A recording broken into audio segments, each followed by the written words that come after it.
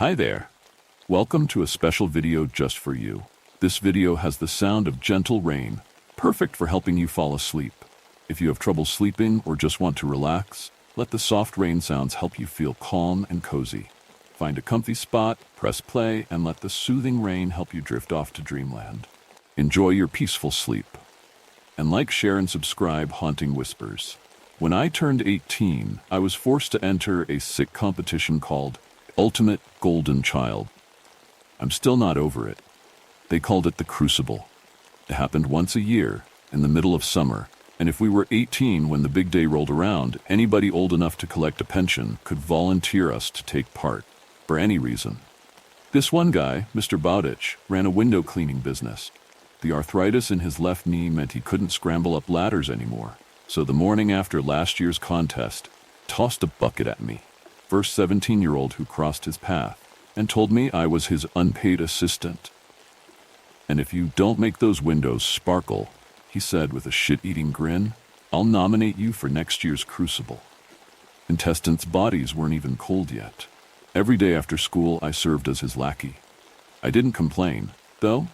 Just counted down the seconds until I didn't need to listen to any more rants about my snowflake generation.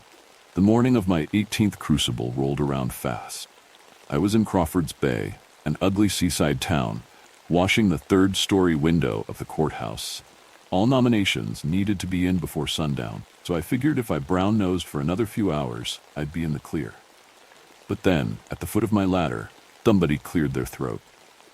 A city official was down there with a civic regalia trailing from his neck, complete with jewels and a gold chain. Gotta look fancy when you're throwing a wet blanket on a teenager's future. I guess. I considered jumping. A snapped neck would have been a much easier way to go. But what if I only broke a leg? There wasn't a doctor's note in the world that could have excused me from the night's festivities. I slid down the ladder. On the far side of the street, Mr. Bowditch glanced up from his newspaper. The official said, "How are you, Jonathan? Still snapping pictures? Listen, I've got a spot of bad news. You've been nominated as a runner."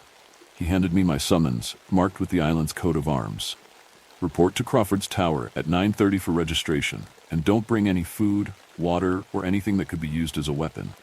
Any questions? I swallowed a gulp. Who's my sponsor? Maurice Donovan. Shit. People said the old farmer built up his monstrous thighs by carrying a calf around the island's outer edge, distance of more than 8 kilometers, once a day until it reached full size.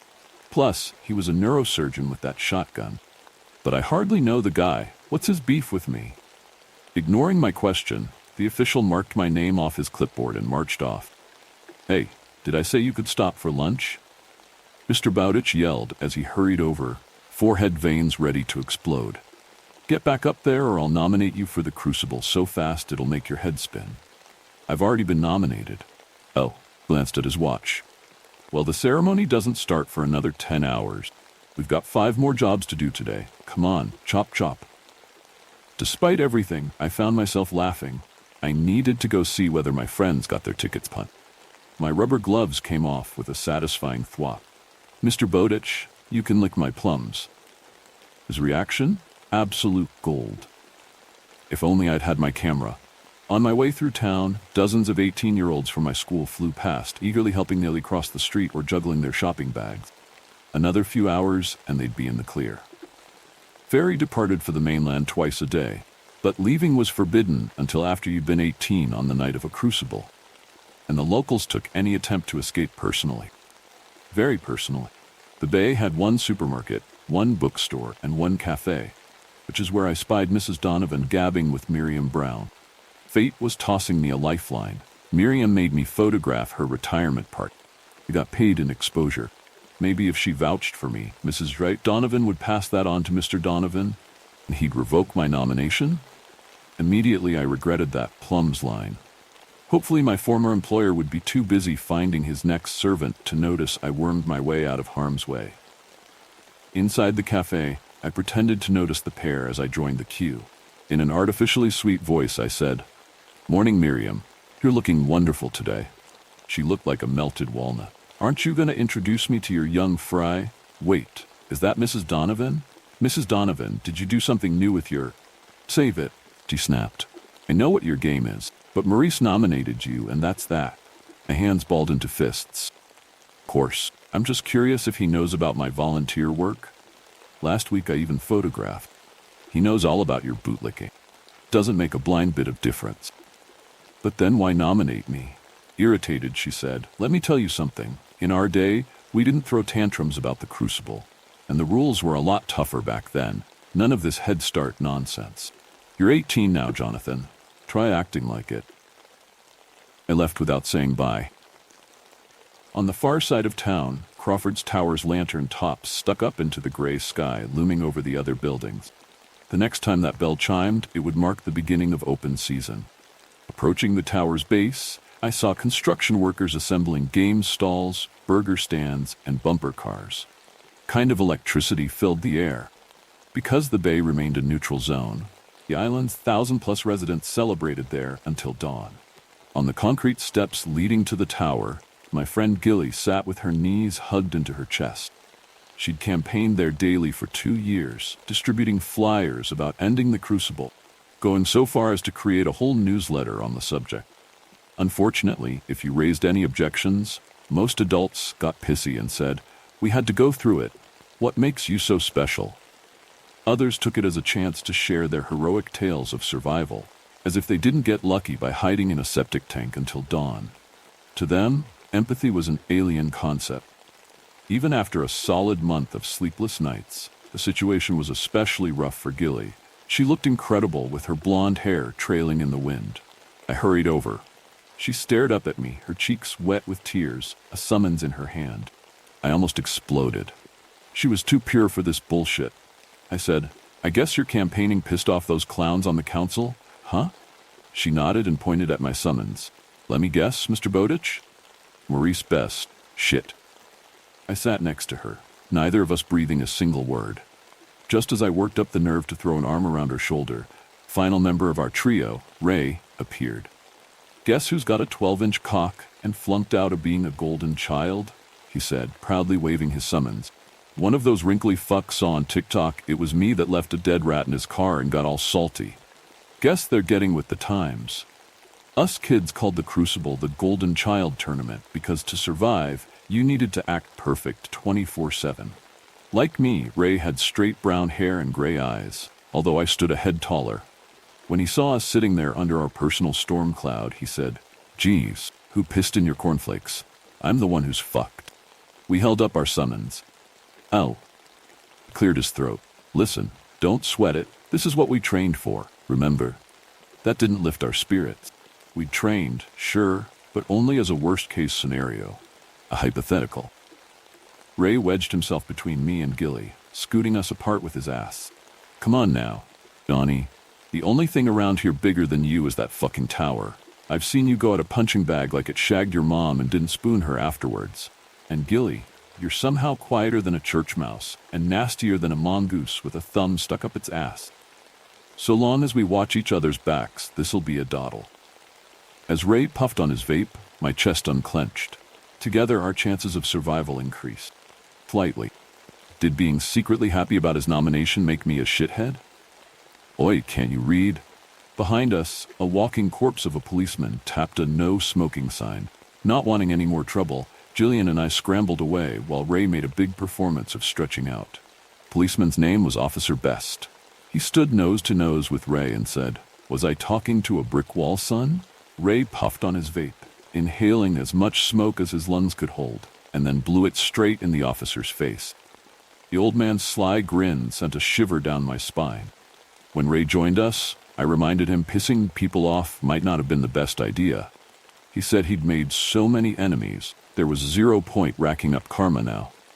After agreeing on a rendezvous point, we each went home to break the news to our parents. The island was shaped like a boomerang, 3 miles long from bottom to top. Outside the bay, there were mostly fields, farmyards, and a scattering of cheap houses linked by a network of dirt roads. Back home, I found my mom in the den watching TV.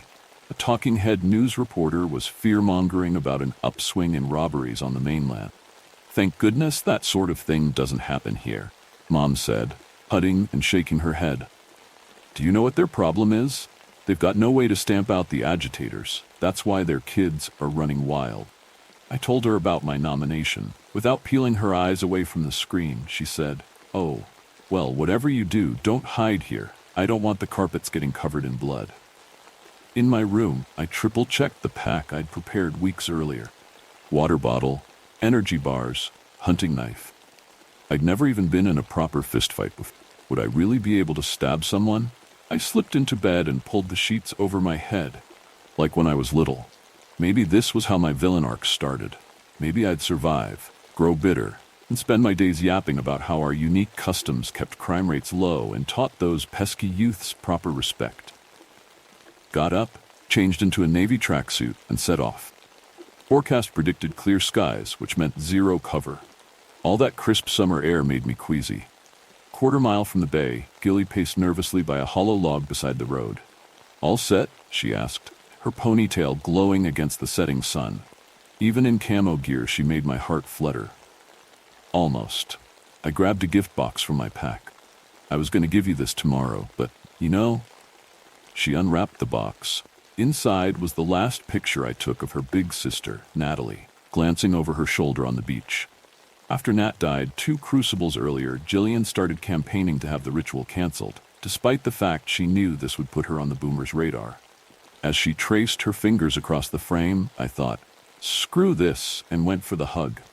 She must have liked it because she nested her head against my shoulder. Part of me wanted to stay there, enjoying her warm breath against my neck until the officials came and strung us up on the tower for no showing. But behind me, Ray cleared his throat.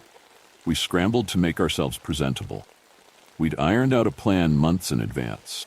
A network of caves ran along the north coast, and the elderly had problems getting over the slippery rocks by the entrance. But that meant runners were drawn to the site like insects to a bright light.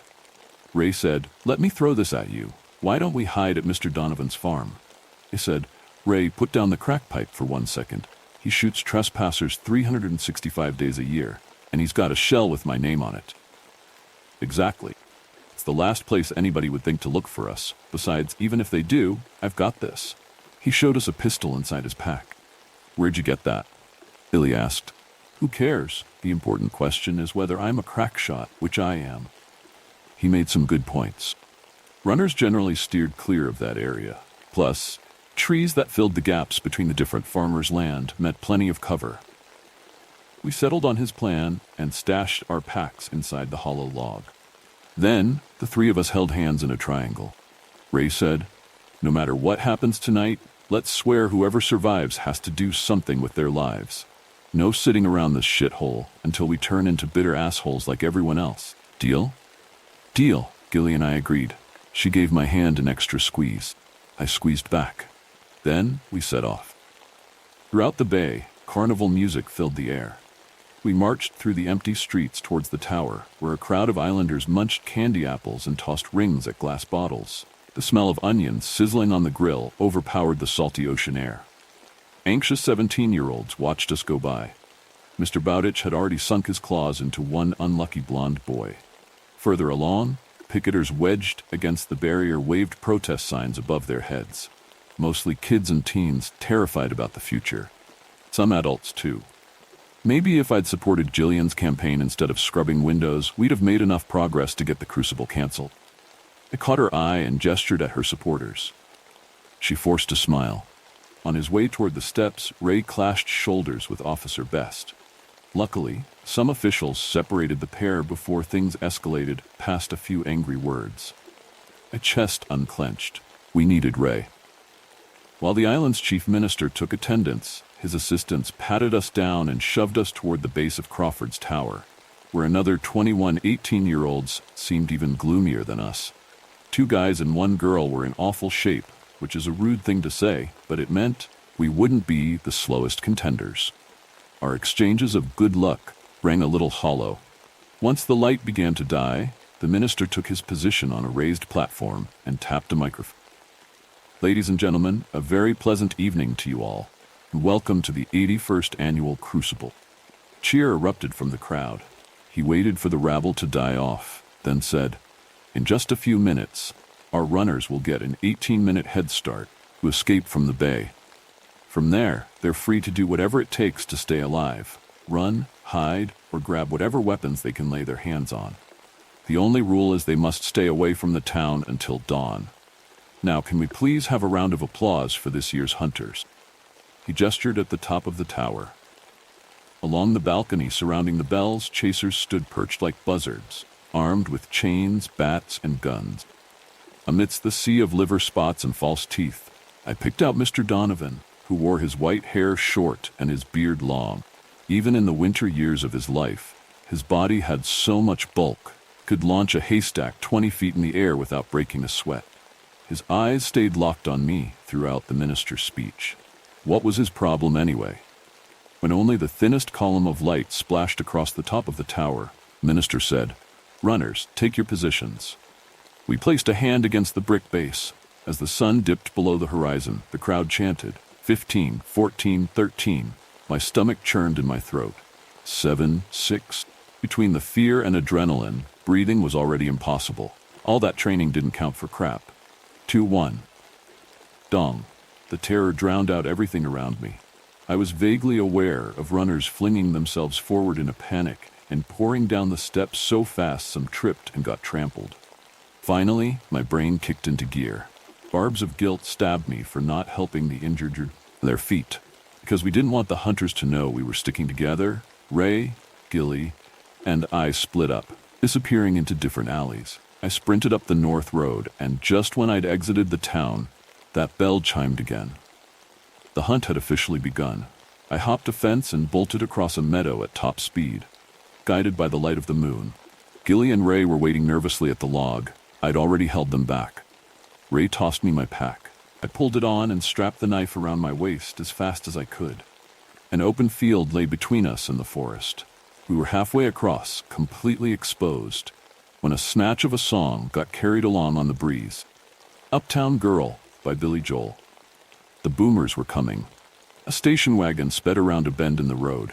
Most hunters systematically worked their way across the island on foot, but others drove around making noise to scare runners out of hiding.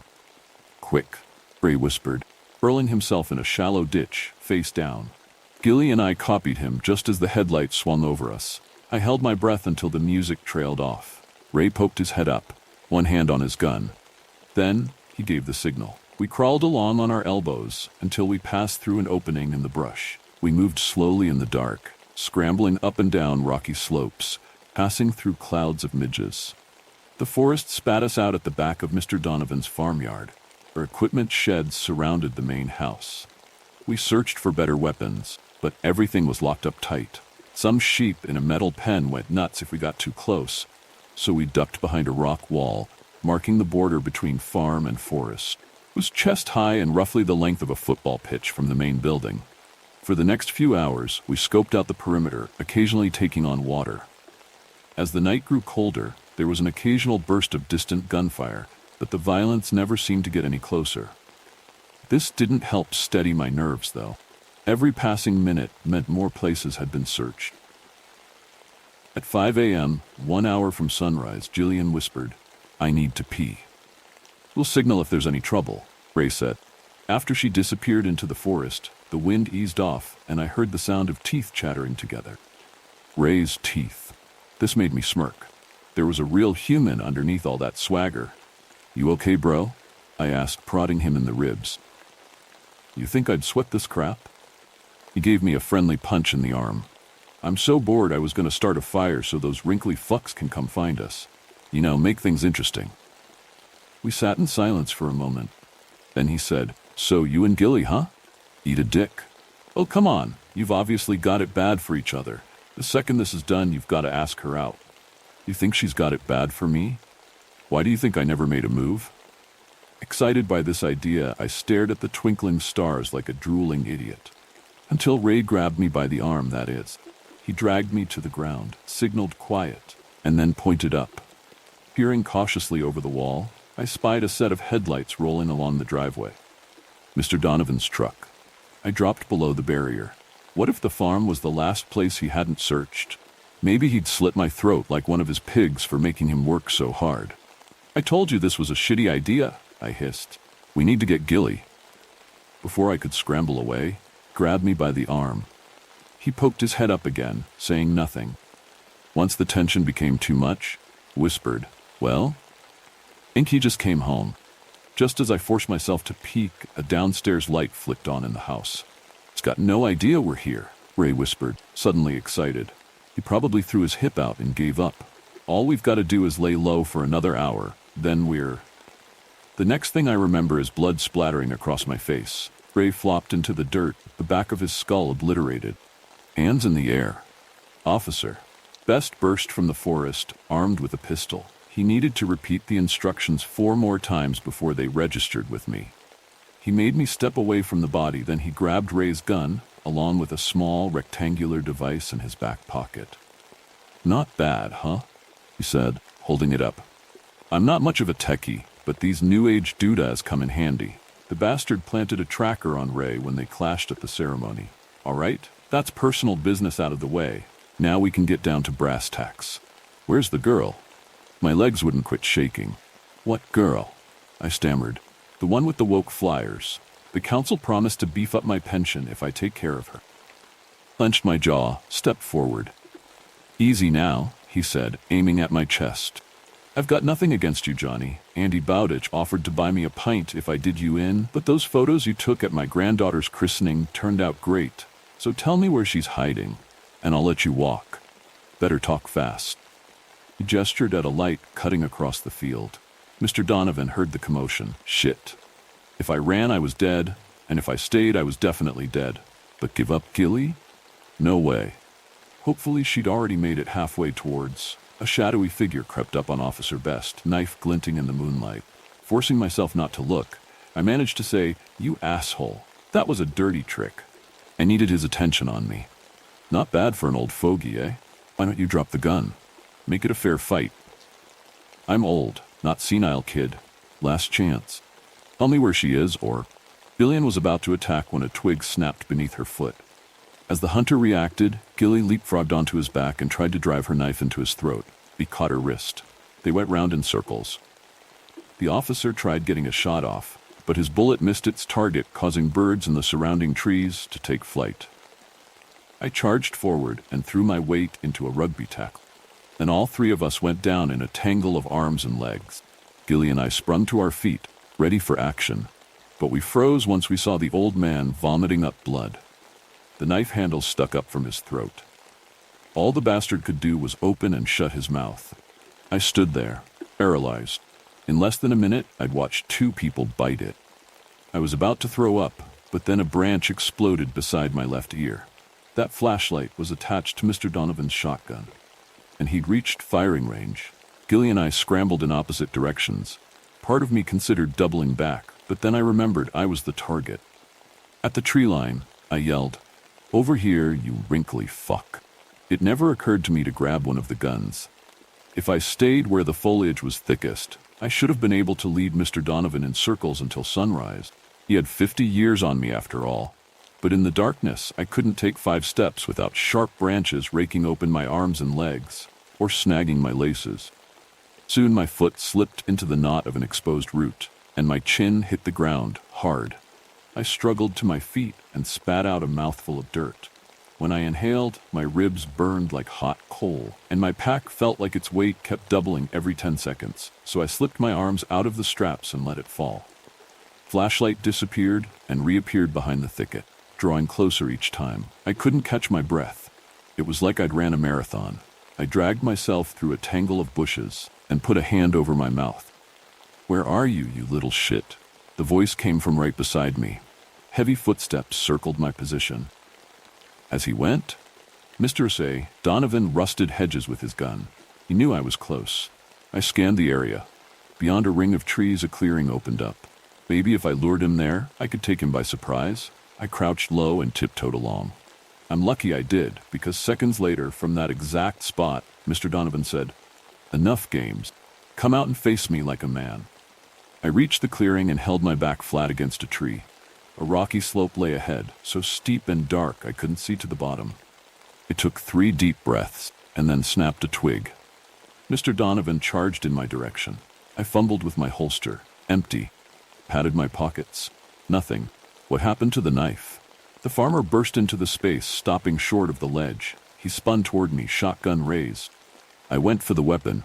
I only meant to steer the barrel away from my face, but it flew out of Mr. Donovan's powerful hands and tumbled noisily over the ledge. Judging by the sound, it must have been a 30-foot drop. The farmer headbutted me in the nose. I fell backwards, but a low branch held me up. Blood leaked from my nostrils and into my mouth, disgustingly warm. "Well, what do you know?" Mr. Donovan said, his eyes twinkling like Christmas lights. "You actually came out to take your beating. I didn't think you had it in you. I'm almost sorry to have to do this." As he dropped into a boxer's stance, I threw my hands up and screamed, "Wait!" Weirdly, he did. "If you're gonna kill me, at least tell me why first." "Why?" he snorted. "'Cause why the hell not?" "You mean I didn't piss you off?" "Nope. You're gonna kill me for no reason?" "You need a reason? Fine. How about 'cause when I was your age some bastard came after me, and I had to fight? That's the dumbest thing I've ever fucking heard. How is that fair?" See, that's the problem with your generation. Always whining. Let me tell you something. The rules were a lot tougher in my day, but did we complain? We did not. And you know what? It toughened us up. Yeah. Ever hear of survivor bias? Everyone it didn't toughen up is dead. Enough stalling. Let's get this over with. With the energy of a man half his age, he popped me square in the jaw. Probably would have shut my lights out if I wasn't so pissed. I poured my anger into my attacks, but the farmer hit me with some good shots in return. Were his hands carved from stone? Remembering Ray's training, I switched tactics. Made him bite on some feints, darted in and out of range. Soon he was swinging for the fences, his face strained and pale. Age was catching up on him, although he never stopped grinning. Last shot might as well have come with a postage stamp. I ducked and countered with an uppercut that put him on Bambi legs.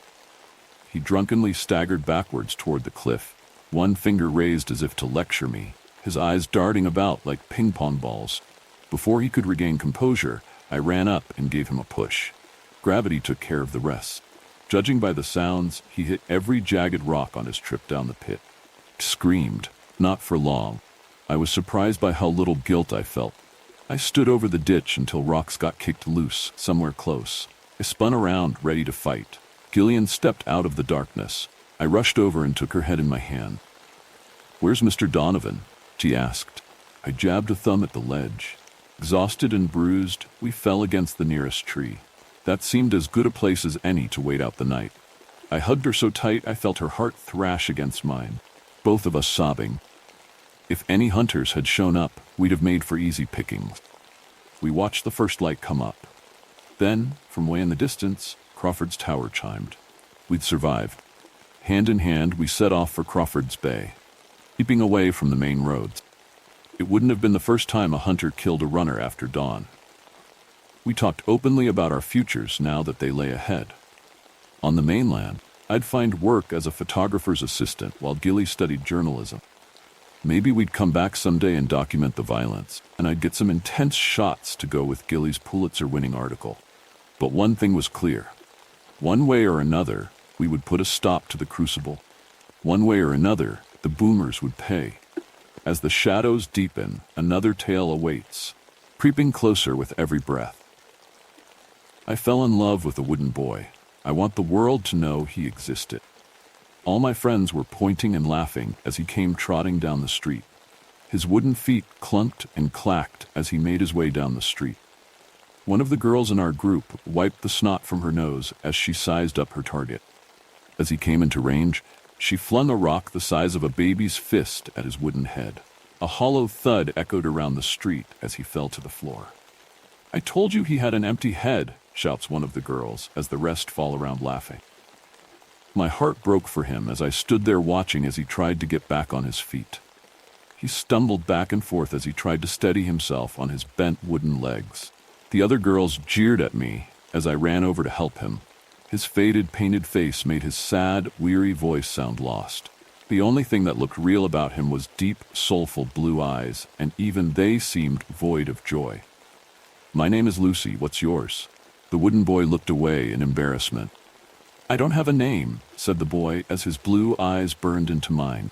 "Everyone's got a name. Even my dog has a name." My father just calls me boy, he says in a shameful, soft tone. His wooden frame was warped and infested with woodlice from years of neglect. I know what to call you. From now on, your new name will be Woodworm. When I held out my hand to shake his hand, his eyes lit up. It's nice to meet you, Lucy, he said as he gripped his cold wooden hand around mine. Days passed with no sign of Woodworm. I stood at the top of the street waiting for the sound of his wooden feet to come clip-clopping down the street. Instead, Woodworm's father came stumbling down the street drunk. Have you seen your son today? He looked at me cockeyed. Who are you? Incoherently blurted. My name is Lucy. I'm a friend of your son.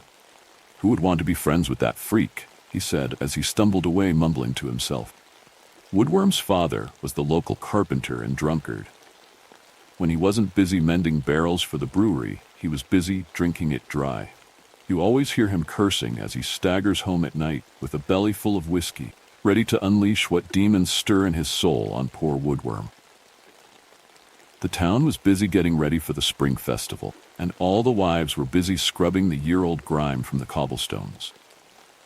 I cut left down by the old flour mill and made my way towards the field at the back of the church.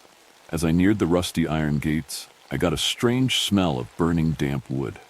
When I crossed the clearing, the burning smell intensified. Across the field of bright blue wildflowers, I saw a group of boys dancing around an open fire as two other boys held Woodworm over the flames. Leave him alone, I shouted, while holding a thick tree branch above my head. One of the older boys looked me up and down with contempt. This is none of your business. Now go home before we throw you on the fire with him. I brought the branch down on his brutish shaved head, knocking him to the floor. I swung the branch around like a crazy person, hitting anything that got in my way. The boys left standing, picked their friends off the floor before making their escape from the field. I brought Woodworm to the river and threw water on his smoldering backside. That should do it, just a little scratch. Woodworm looks to the ground in silent shame. As the boys held me over the flame, I wondered if the flames felt as nice as its glow, he said as he looked down at his wooden hands. Why does your father treat you so badly? A sadness emanated from Woodworm's eyes. My father and my mother couldn't have kids, so he made me. But when my mother got sick, he blamed me for dying. He said I was an abomination that shouldn't have existed.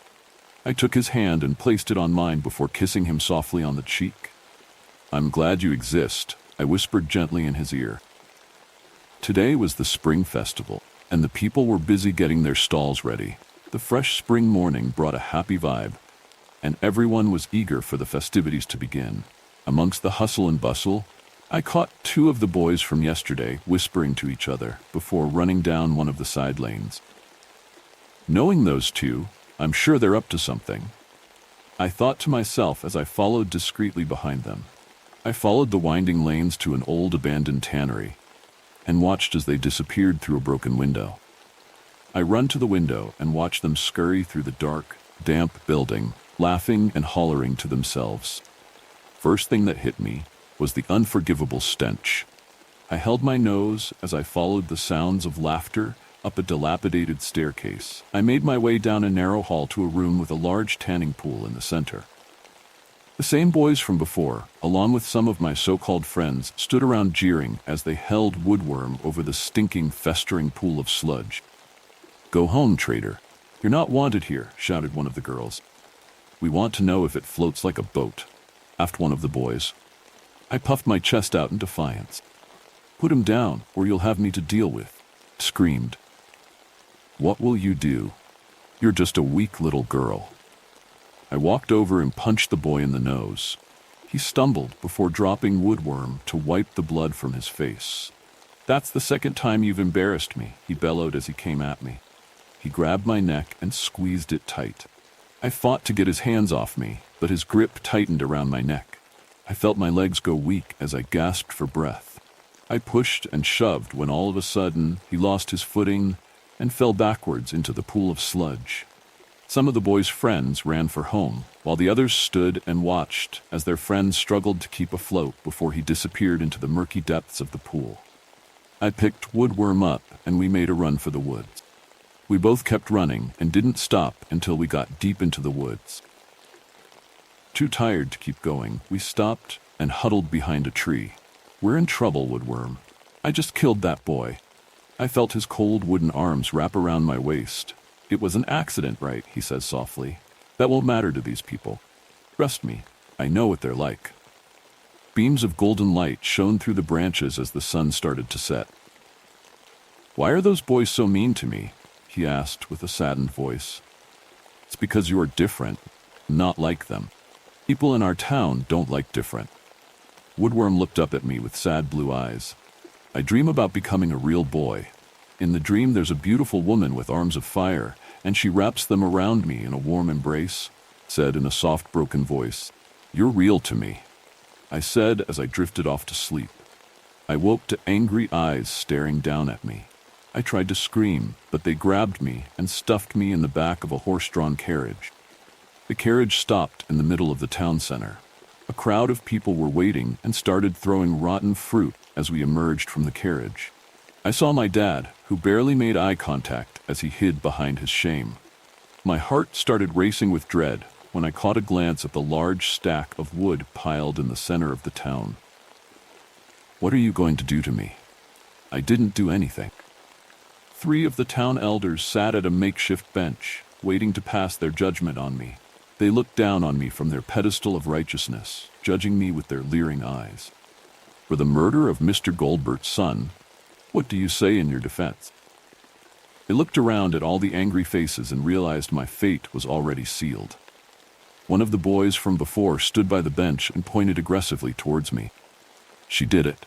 She pushed Henry in the pool." A feeling of anger rose from the pit of my stomach. "He's a liar. It was an accident. He was trying to kill me. I swear on it." As I pleaded my innocence, a piece of rotting fruit hit me in the face. The crowd started shouting even louder, "Burn the murderer." Men in black hoods began pouring oil on the stacks of wood. The guy that grabbed me from the woods stepped out from the crowd with Woodworm in his grasp. "We believe this thing was with her when it happened."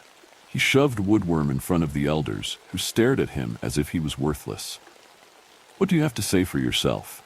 He looked at me with sorry eyes before looking back to the bench. "I did it. I killed him. He was going to kill Lucy, so I pushed him." The 3 elders started whispering back and forth. One of the girls that took the most pleasure in tormenting Woodworm stood from the crowd. "He's telling the truth. I saw it myself. We need to burn him." The crowd jeered and hollered as the elders continued to whisper to each other. "We have made our decision." Their eyes focused on Woodworm as he stood there shaking. "For the crime of murder, we sentence you to death. Take him away immediately." I felt my heart snap in two as they dragged Woodworm to his death.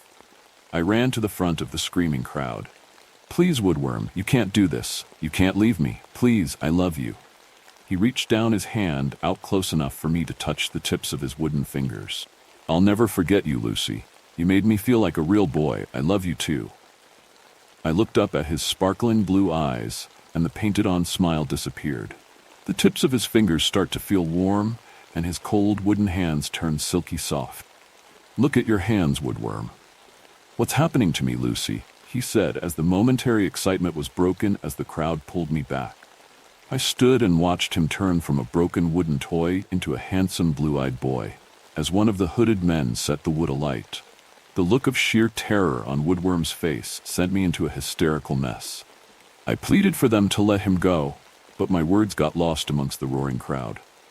The crowd went silent. The fire engulfed his entire body, and his unmerciful cries rang out through the town. Some people gasped in horror, as others walked away in shame. I stood there helplessly when all of a sudden, Woodworm's tortuous screams stopped. The flames started twisting around his body, and a sudden calm appeared on his face. Woodworm's eyes focused on something within the flames. He beamed a big bright smile as the figure of a beautiful woman appeared. Just like the woman from Woodworm's dreams, she wrapped her fiery hands around him, engulfing his entire body. Fire quickly dissipates, and all that's left is a smoldering pile of wood. As I sat by the river, hoping to feel Woodworm's presence, I looked out over the blue fields and saw the figure of a beautiful woman and young boy dancing amongst the glow of the setting sun. I write my story to let the world know that the blue-eyed boy I called my friend existed. But the darkness is far from done with us. Listen closely, for the next story whispers from the void. The Witch's Grave, Part 1, Urban Legends. Caleb loved urban legends. He knew every single one in town and meticulously documented them on his blog. He wasn't an influencer, he didn't live stream or use TikTok, but he had a small, loyal fan base that devoured every word he wrote. There was the Lizard Man, the Haunted Frog Pond, and the Wailing Widow in the Woods. There was also the abandoned sanatorium, where a cult supposedly performed black magic and human sacrifices, and Bunny Bridge, rumored to be a portal to hell. These were all easily debunked. Lizard Man? Just a local reptile enthusiast who got carried away, breeding and releasing his pets into the wild until animal control caught up with him. Haunted Frog Pond? Not haunted. Just a stagnant cesspool filled with algae, condoms, and cigarette butt. The Wailing Widow in the Woods? No ghost, just an old wind chime left behind by a hiker. When the wind passed through the rusted pipes, it created a mournful sound that echoed through the trees. More the work of nature than the cries of a tormented spirit. The sanatorium, while eerie, wasn't home to dark rituals. Just a bunch of goth kids tripping on acid, their black magic, nothing more than poorly drawn runes and half-hearted chants. They were more than happy to share their drugs with us. And Bunny Bridge? Not a gateway to hell, just the nesting grounds of a particularly aggressive colony of wasps. They'd chase off anyone who dared to cross, explaining the screams people claimed to hear. I couldn't sit comfortably for weeks after that one. Poor ass. With each unveiling, Caleb's posts grew longer and more detailed, as if he were trying to convince his readers, and himself, something more profound lurked beneath the surface. He pored over old maps, consulted dusty tomes, and interviewed the oldest residents in town, all in search of proof. But every time we unraveled a mystery, his frustration grew. Then there was the Witch's Grave. This legend was different. Town spoke of a powerful witch buried in a hidden grave in the woods, cursed land, eerie whispers, and shadowy figures. Unlike the others, this one eluded us, kept just out of reach, fueling Caleb's obsession. He spent hours researching, his blog posts growing darker and more frantic as he delved deeper into the myth. He was convinced that legends existed, and that the Witch's Grave would be the one to prove it. "I'm going to find it," he said one night as we ate pizza and watched movies. His eyes gleamed. I'd known Caleb since elementary school, and I'd never seen him like this before. "Sure," Beck said, rolling her eyes, her mouth full of sauce and cheese. "You do that, Caleb." "I am," he insisted, his tone uncharacteristically serious. "I'll find it, and I'll show everyone. What I discover will make history. It'll be known forever as truth." Beck and I shared a look, flicker of unease passing between us. She shrugged, really mystified. "Okay," he said, "we believe you." As the year wore on, Caleb drifted into the background of my life, his obsession fading from my mind as I focused on the demands of senior year. AP classes, college applications, scholarships, midterms, finals, prom. The urban legends that once captivated us were forgotten, relegated to fantasy. Beck and I spent as much time with one another as we could. We had been dating for 5 years, and our relationship was a constant, amidst the chaos. I spent more time at her and Caleb's house than my own, where my 4 younger brothers kept things perpetually chaotic. As the eldest, I was the designated babysitter, and the weight of that responsibility often felt overwhelming. Every day was a blur of messes to clean, arguments to mediate, and chores. It was exhausting, leaving me counting down the days to freedom. I couldn't say I wasn't excited about attending college in a few months. Yet, my heart ached at the thought of being separated from Beck.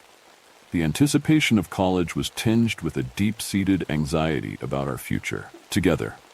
Statistically, our chances of staying together weren't great, and I saw the skeptical looks from my parents and Beck's dad when we shared our plans. We tried to brush it off, but Beck and I harbored the same fears deep down.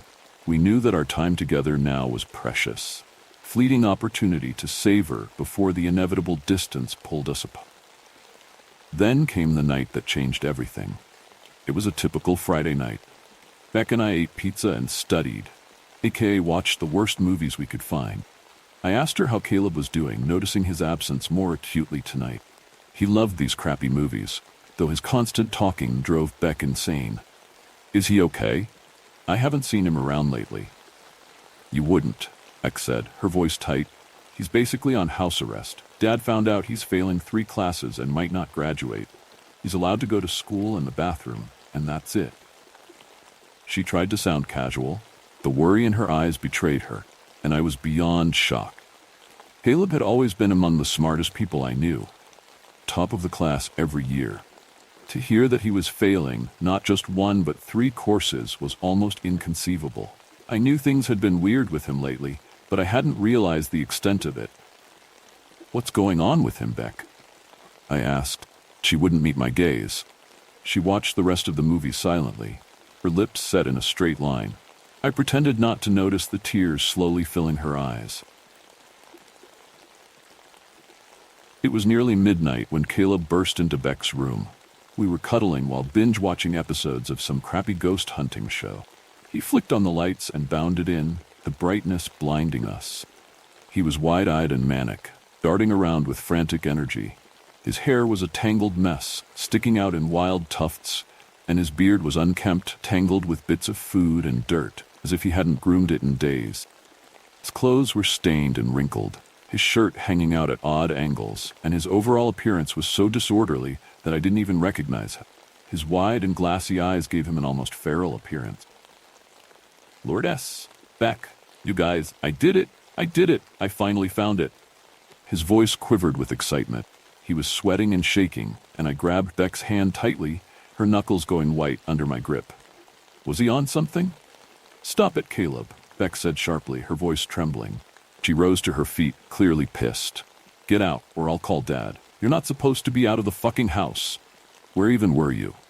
Caleb ignored her, his attention fixed on me. His hands trembled uncontrollably, and beads of sweat dotted his forehead, making his frantic energy almost palpable. I found it, Lourdes. I found the church. The witch's grave. I blinked, confusion giving way to a dawning sense of wonder and dread. You found it? I said, my voice barely a whisper. Oh. Caleb launched into a breathless, disjointed explanation that made no sense.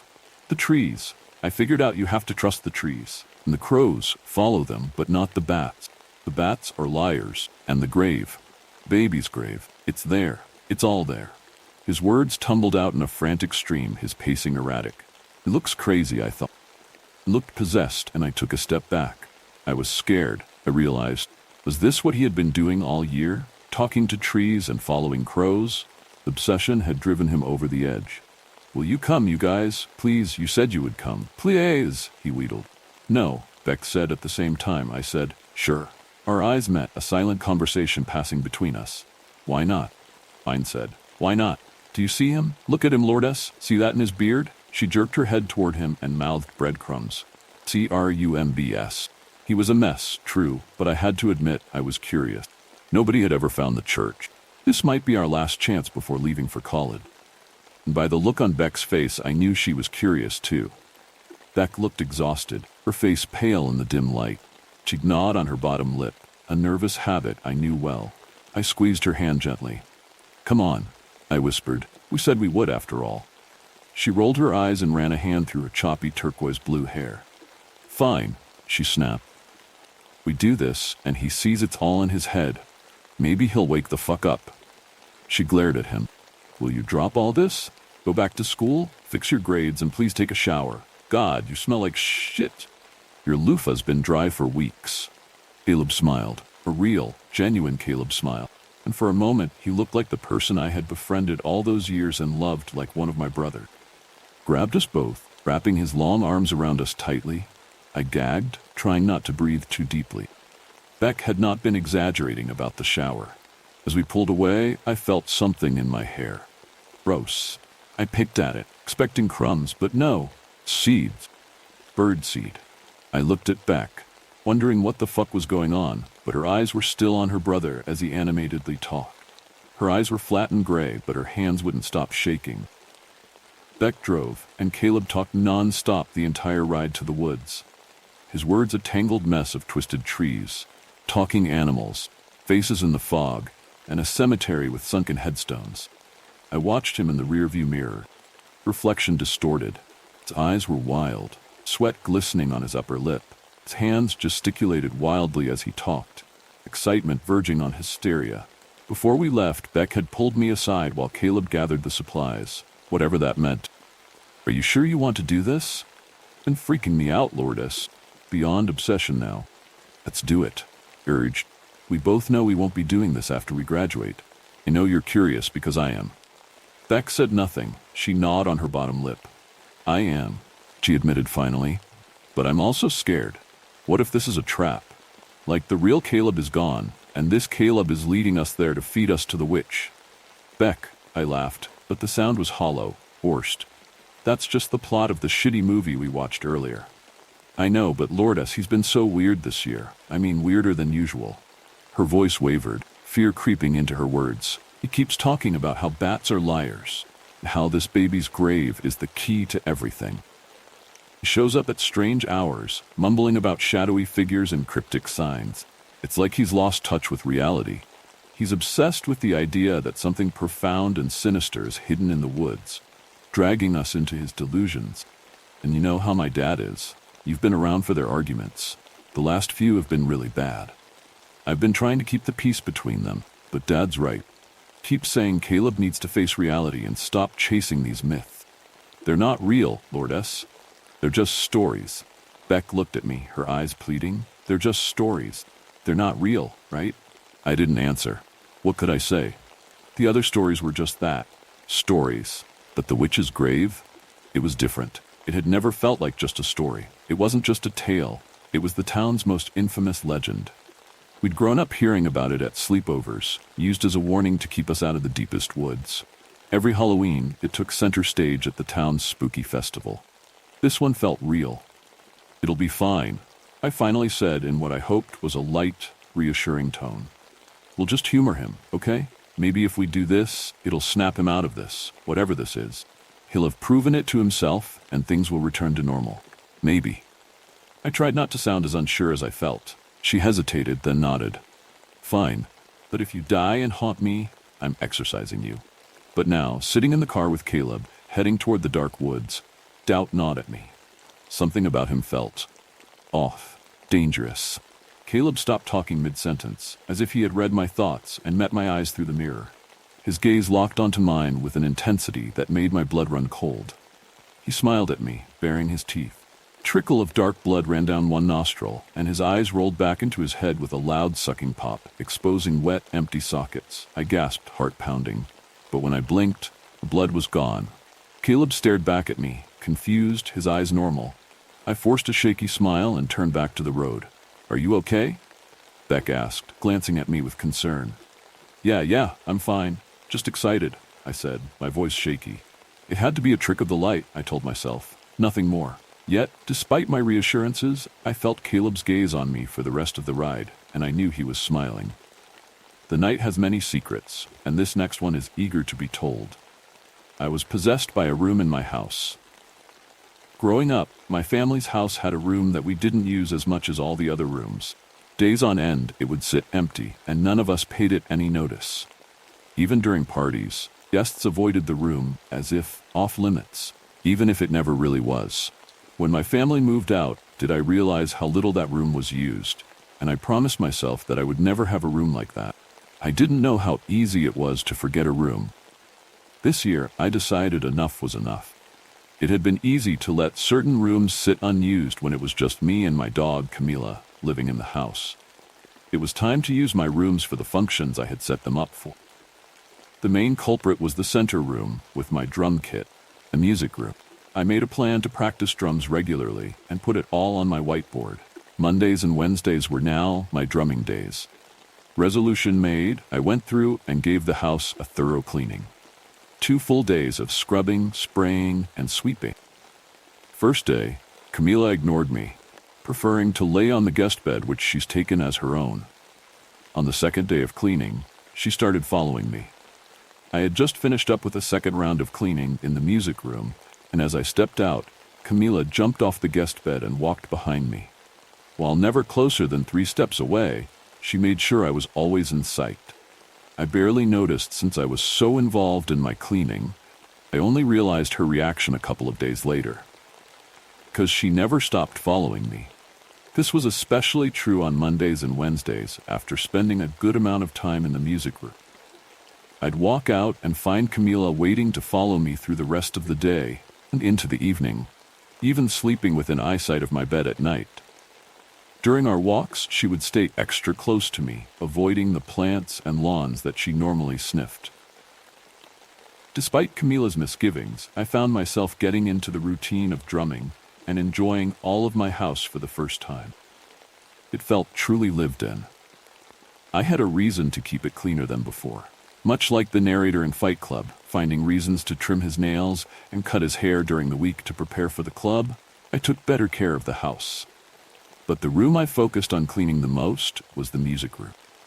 I spent twice as much time there than I did in any other room, despite it being one of the smaller rooms of the house. I refreshed my rags after dusting every other shelf, vacuumed twice, took a toothbrush for detail work, and all the while I could hear Camila at the entry to the room whining. I brushed this off as just Camila getting jealous that I wasn't spending all my time with her, rewrote my schedule on the board to have the weekend be lots of dog time. While she definitely enjoyed the extra time, didn't really change anything when I entered the music room. Eventually, I found myself in the music room on days that weren't Monday and Wednesday. Sometimes I realized what room I was in after staring blankly at the window and with no knowledge of what I had been doing those few minutes, hours before. Folks at work started asking me if I was getting enough rest. I think so. Why? Your eyes are getting darker. Did you get in a fight? Are those black eyes? No. Sometimes when walking by the music room with a book in my hand to sit in my chair in the front room, I would feel a pull to the music room as I walked by, a pull strong enough that I walked along the side opposite the door. I can vividly recall at least once when I sat down in the front room breathing heavily from the exertion of avoiding the music room. Camila noticed. She started walking between me and the music room when she saw me with the book in hand. On Mondays and Wednesdays, though, Camila would just follow at a distance and whine as I went to practice. For the first few weeks, I practiced drums whenever I went in intentionally, but soon I just entered the room and sat in the center of it. Camila would give a sharp bark, and I would shake my head, dusting off thoughts and dreams or nightmares, to realize where I was. Coworkers continued to notice something off with my appearance. Tuesdays and Thursdays, I'd show up at work to a volley of, "Did you sleep okay? Are you sick? Do you need to go home?" And looking in the mirror, I could understand their concern. Dark circles had grown around my eyes, and my face was slightly more gaunt. Even with their concern and seeing the change in my face, I carried on. Until I noticed a strange bruise on my body. It was a Thursday morning, and I woke up feeling relatively rested.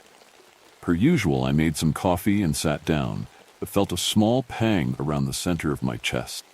While weird, I didn't give it too much thought until I was in the bathroom and saw a bruise in the shape of a giant foot across my chest. Pressing along the edges, I could feel the strange pain of pressing on a bruise, but wondered how this didn't disrupt my sleep the night before. I thought back over the last 24 hours and could think of nothing that would have resulted in any bruise, let alone one in the shape of a foot. I took the day off of work and walked Camila around a nearby park. I hoped the air and shade might jog some memory, but was left with a blank. The next day, the bruise was a little darker, and that's when I called my brother for help. He agreed to come over for the week and make sure I wasn't doing anything too crazy. Coming over on Sunday and staying until Saturday. I just had to make it through Saturday, and then I'd have a second person to help me figure out what was going on. Much like 2 days before, I spent most of this one outside with Camila. The sun, usually too much for me, acted as a balm, even hung around in my backyard, letting a slow tan disguise the weird bruise on my chest. On Sunday, the first thing my brother did was a quick inspection of the house. I waited in the living room while he went from room to room, spending a little more time in the music room than the others. Finally, he came out and said, "I don't know what you're on about." By this time, I had shown him the bruise, and his response was, "Dude, you always forget things." Or, "Are you trying out some new kink?" Then he winked. It was enough to break the tension, and we hung out the rest of the day. While getting ready for bed, I felt optimistic. There had been no pull to the music room. I wasn't shocked into awareness by my brother or my dog. The afternoon felt normal. I wish I could say the same thing about that night.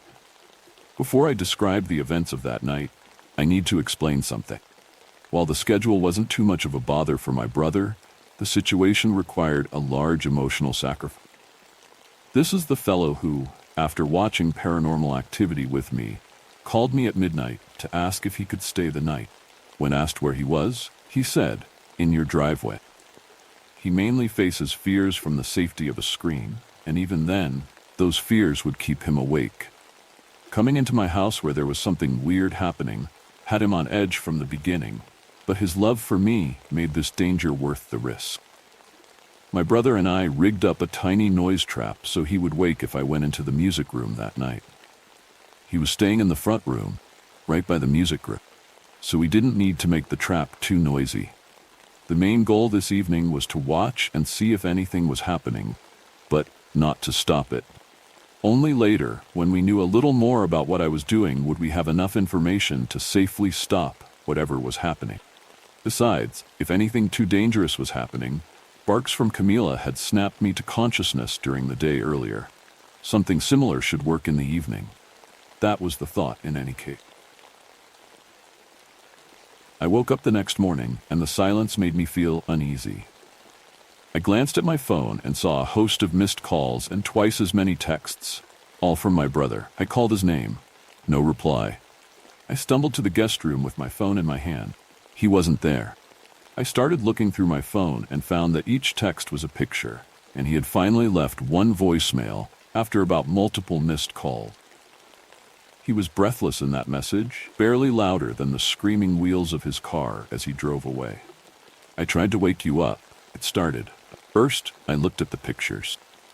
The fact that he got so many pictures so quickly before running out of the house, and truly I would have run too had I seen what he saw, is testament to his love for me.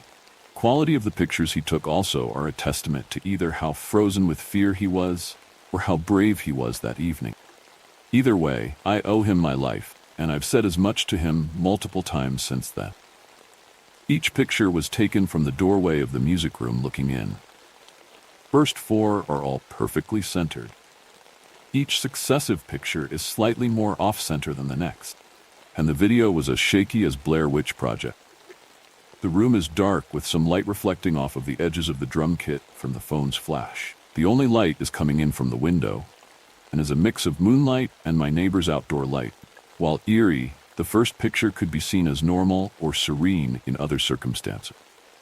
The rest, I am seated cross-legged in the center of the room and staring out the window. I am still cross-legged in the center of the room, but I'm now floating above the floor and staring out the window. Cross-legged, with my back parallel to the floor, that I'm now easily a foot above, and my legs parallel to the window I had been staring at. Continuing the motion implied in the previous pictures, I'm still cross-legged, but now upside down. Then cross-legged with back parallel to ceilings, 6. Then as if staring out the window, 7. Then back parallel to the floor, and 8, so 9. On 10. Pictures 11 through 15 were blurry and seemed to be taken in rapid succession, but I couldn't make out any clear details. However, there was a video that, shaky as it was, implied a lot about those earlier pictures. The video starts with me floating in a pose like Da Vinci's Vitruvian Man facing the window. There is a little movement at the start, as if I had just gotten into this pose. Then my body starts spinning in multiple directions at once, like the gyroscopic training devices astronauts use. In the background, my brother screams my name with Camila barking wildly. I listened to his voicemail message. After a couple of false starts, and then the screech of brakes, he took a deep breath and explained what he saw. "I heard you. Not the trap, just your feet clomp, clomp, clomp." Another deep breath. "I rolled out of the bed and saw you walk into the music room. Grabbed my phone. Saw you sitting there. Weird, but snapped a picture anyway. Heard something? Weird drone sound? I don't know. You started floating. I almost ran but took more photos instead. You started spinning faster and faster, and I was getting nervous, so tried to call your name out. You didn't wake. I called you and you didn't wake. Mila barked and you didn't wake, and the noise got louder than just stop. Another deep breath.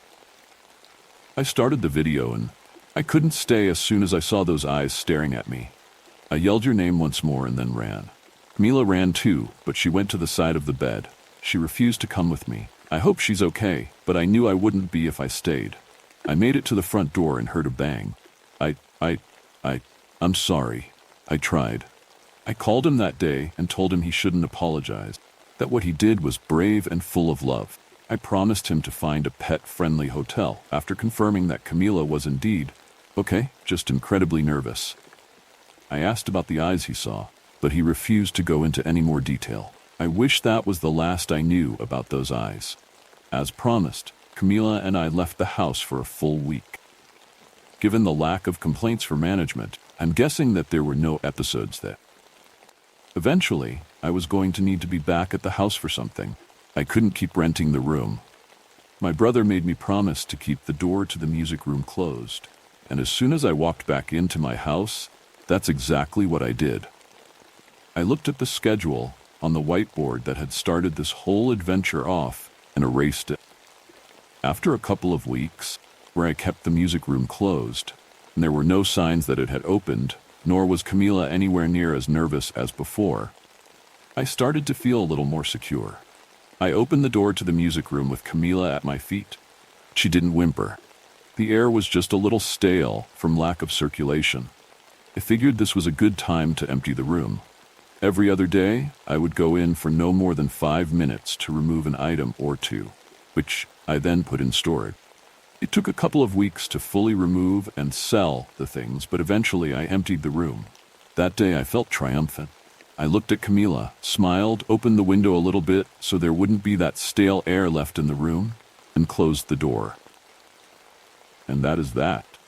Camila tilted her head in that dog response of, okay, he's talking to me, then jumped on the guest bed. After another couple of weeks, I began to feel almost jovial for the first time all year. Last week, though, I woke up to a text on my phone from an unknown number and an open door to the music room. The text had 2 pictures. In the first, I'm standing in the middle of the now empty music room with my feet above the carpet, and I'm in the process of twisting, like I was trying to crack my back. My eyes are wide open. The second picture shows my body fully twisted farther than I could ever do in my conscious life, as if trying to crack every bone in my body. And a second set of eyes on my face. I'm moving soon. It's just a matter of emptying the rest of the house. As one nightmare ends, another begins. Let the next story pull you further into the abyss. Story Bach. Alright, so I don't know how to start this, but I saw something and I don't understand it yet. So I want to ask all of you what you thought of this thing. My grandpa is Danish-German. His mom and dad were immigrants from Europe.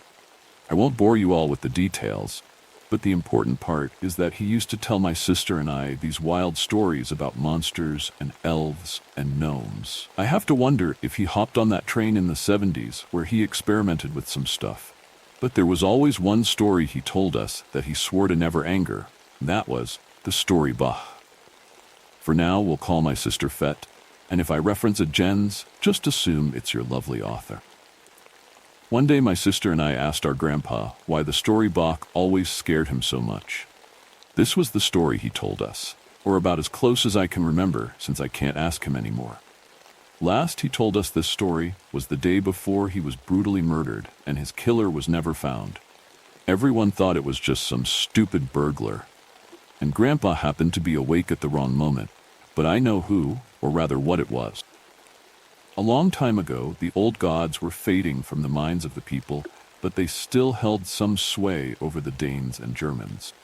There were echoes of their power, but the folk decided to begin following the new desert god and his teachings, though they always showed reverence to the elves and gnomes of old. One spirit which haunted the mighty woods of our people was known only as the story Bach, the name coming from both German and Danish, as it attacked both peoples somehow. The story Bach always kept close to the mighty stream nearby. Barfar, my sister and I's nickname for our grandpa, always told us that story Bach lived near the stream in a hut because it was the protector of the stream. I always thought it was some kind of deity of sorts from the way Farfar talked about it, but forgotten, I guess. The storybook would hunt anyone and everyone who dared come too close to the stream, but it would play with its prey many times. The storybook was said to manipulate time in some way. First, he could make people relive an entire year of life, while other times he simply made them grow so old. Either sickness took them in an instant, or their bones couldn't hold them anymore. Farfar, my grandpa, told us that's why his parents left Europe. To escape that demon, that's what he called. He always told us stories like this when Fett and I were kids, but as I got older, the more I wanted to know the truth of things, or I guess the truth of the old stories. Once I finished college, I got a degree in history, and more specifically, I focused much of my studies on mythology. I even spent a summer in Denmark learning about old Scandinavian stories, though this was probably when everything went wrong. I went back to the village my great-grandparents were from, and sure enough, it was gone. No one lived there anymore. I don't know if everyone just left or died after the Second World War or what, but all the buildings were empty and falling apart. Though I will say that I found an interesting discovery the further I ventured. Some homes had this shrine, and each one was either the same or varying degrees of the same kind of altar to a being I'd never seen before. It was a very tall person, but it looked like its hands were almost bigger than it. Like the hands rested at the thing's hips, the claws extended down to its feet. The face was scribbled out on every single one, and all but one had a single word or name, I guessed. Storybook. I went out to the forest that was near the village, and at first I'd find the stream no problem. But then an hour passed, and I realized I was walking in a circle. Another hour passed, and I noticed I had passed the same rock 5 times because I left a single mark on it every time I passed it. Finally, another hour passed, and I finally found the stream, but no hut. Thought it was a cruel joke, but glad the fabled storybook wasn't real, so I refilled my water bottle in the stream since it had to come from some mountain or something. Once I returned home from my trip, I had tossed my bag with my water bottle inside it into the attic of my home. Nothing much happened after that for a while. I met someone, and I even had kids who were about 8 or 9 when the day I finally understood what I had done finally happened. One night my kids wanted me to tell them a story, one I'd never told them before. My son wanted to hear a horror story, and my daughter wanted to hear anything but. I told them the story of the storybook. I may have changed it a little to scare them a bit, but I didn't see the harm. I was so wrong. One night my kids kept talking about the attic. They kept crying, saying they saw something up there past the door. Though our attic has a doorway at the very back. As my original plan was to make some kind of space up there for myself, but never finished. Though there is a door and walls, the kids said that there was some kind of tall man up there in that little room, and I thought they were imagining it, but they said its fingers were so long that it touched my son from the door way to the other end of the attic. I went up there a little while ago to find out what creep or homeless guy decided to stow away in my home, but I was so filled with dread. After what happened, I've been sitting in my office trying to figure out what to do, so maybe you all can help. I will do my best to recollect what I saw and what happened from when I entered the attic to when I left. There may be some things I missed. So after my kids ran into my office, I told my wife I'd go check it out. Also told my kids to stay in their room till I came back down. Once I got to the attic door, I pulled the cord to bring the ladder down, but as I did, I heard a sharp squeal like nails on a chalkboard. Oddly, and only for a brief moment, I thought I saw a single black spot on one corner of the doorway looking down at me, but I blinked and it was gone. I slowly climbed up the ladder and poked my head around. First, all I saw was darkness, but in the eerie silence and the cloak of darkness, felt this strange feeling come over me, like I was entering into another world, or rather someone else's world. Once I pulled myself up and pulled on the cord for the light, there was a brief second I saw a shadow from underneath the doorway, then it was gone. Someone had taken a step away from the door. I yelled out into the attic towards the door, "Hey, get the fuck out of my attic!" In response, I heard a deep and low groan, as if whatever it is was dying slowly and painfully. Then a loud thud hit the door on the other side. I yelled down to my wife, who was standing at the bottom of the ladder. "Honey, get my shotgun." A few minutes later, she handed it to me. Solid 12 gauge, thankfully never used before this moment. I took careful steps towards the door as another loud thud resounded through the attic, which made me jump slightly. Closer I walked, felt as if the air was becoming colder. Something wasn't right, and I knew it once I got to the door. I went to turn the knob, but whatever it was opened it first. All I saw was a ridiculously tall thing throw the door open, slamming into me and sending me to the ground. Quickly lifted my shotgun, only to come face to face with.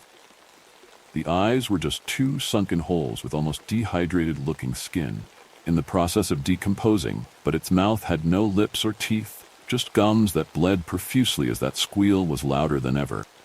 I could see its feet as I had to crane my neck upwards to stare at its face, but then it moved its long arm around the door. Then I realized that was just its finger. It snaked around the door as 4 more fingers followed behind. I shouted in pure terror. What the fuck are you?" Its deformed hand, now in view, looked mangled at best, like it got caught in a machine. "Bring me food." I don't know where I heard it. I just know it said that as the fingers were inches away from my face. Finally, I fired a shot into its chest, which made it look down, at the ground 3 times. Then the hole slowly closed as the shells seemed to move backwards and finally fall to the ground. I just stammered and stared till its hole stared at me. "Bring me food." Finally, it screamed the words as I scrambled and crawled away. I fell headfirst onto the floor below, but was able to shoot back up fast enough to slam the attic door shut. I told my wife to take the kids and go to my mother's house until I figured out what that thing was and why it was here. What in the fuck was that? Please, anyone help me? I am begging you. I'm not sure yet, but I think it's the same thing our Farfar told us about. The story Bach. But don't get too comfortable. There's another story lurking just beyond the light. After last night, I can no longer go to places alone. For part 1, watch our previous video. I haven't been eating or sleeping, really. The last few days have been a strange whirlwind of conflicting thoughts and ideas. I haven't left my bed for any longer than a bathroom break. The food my dad prepares for me just sits at the door, wasting away to the dry, stale air. The 2 times I even attempted nourishment, I found myself gagging. It didn't smell right. Although Dad assured me, it's how I've always made it, the bolognese gave off a visceral scent of death and decay. It smelt like dirty garbage, a convoluted concoction of various moldy fruits and stale beer bottles. A scent that I've dealt with before, but has never followed me home. And then I could hear something, feel something, something that rattles my spine, clicking each vertebrae out of place and startles me to my core. Hey. The word echoes in my head like a burst of blunt needles searching for a way out. My senses are still stuck at the waste bin, the stained paper. I'd been reading it and rereading it for days. I've been calling in sick to work. My manager understood on the first day. She assured me, "Of course, it's quiet tonight so we can manage." After day 3, she begrudges, take the week off, and hangs up. After all of this, I may end up losing my job. I feel like I've been stripped of my being, my core, my sense of self. The sleep deprivation has caused me immense issues. I've been hyper-fixating on little things, and have found myself repeating all of my worst habits. My fingernails have gradually receded down to my cuticles with consistent incremental chewing. I've ripped off more hangnails than hours in the day. The skin around them has bled on more than one occasion. I've butchered my hands. All I can picture is using them behind the bar, cutting up lemons or salting glass rims, envisioning the searing torture my hands would endure as the ingredients found their way into each minuscule wound. A sensation I'm accustomed to. To this extreme, I may suffer immensely. My phone vibrates. I know what to expect. He found a phone. He did. I snatch the device up and read the following. Are you mad at me? The spelling is atrocious, just like the others. Put it back down, just within reach. It waits patiently, and is ever so still. It starts to ring, and it rings and it rings. One missed call, another text message. Why you are not Ansar? One missed call, another text message.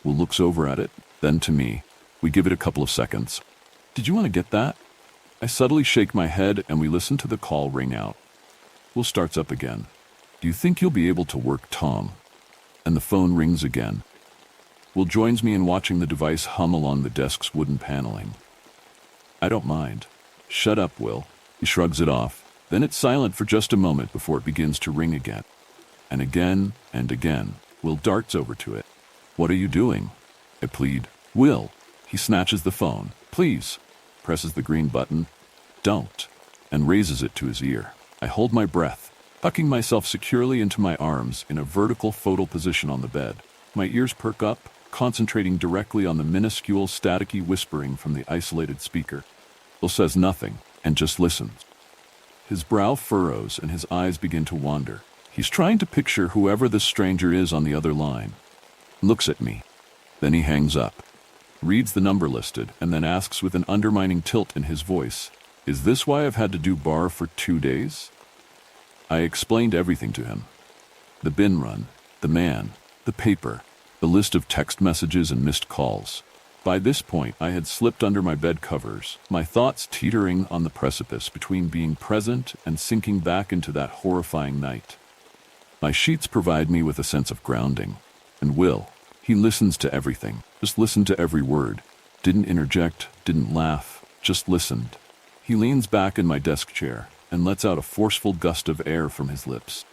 "That's fucked," exclaims. "That's really fucked up. I'm sorry." And now I gesture to my room. I'm stuck here. I can't leave. I can't leave. He looks around. Yeah.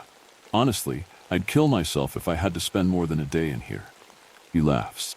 I laugh with him. I feel a sense of weight fall from my shoulders. We sit in silence, but this time the silence is active. I can tell Will is thinking, and I'm glad he has taken that burden from me. His eyes spot something, just to my right, quickly rises from the chair and walks over to my lamp. He reaches past my bedside table. "What are you doing?" I watch his hand disappear down beside my bed, and from it he pulls a medium-sized baseball bat. On the side of the smooth wood, a decal reads, "Barry, home of the Bumblebee." The Bumblebees being our regional team. At first, I was bewildered by its discovery, then remembered I had grabbed it days prior. I stole it from Dad's stash of memorabilia. Whether I'd have used it is another thing. Will holds the bat in both hands and carefully raises it, slowly mimicking a swipe-down motion. I watch his fingers wriggle around the neck, securing themselves, and quickly he swings the bat through to the left. "What are you doing?" I ask again. Perhaps he plans to end my misery.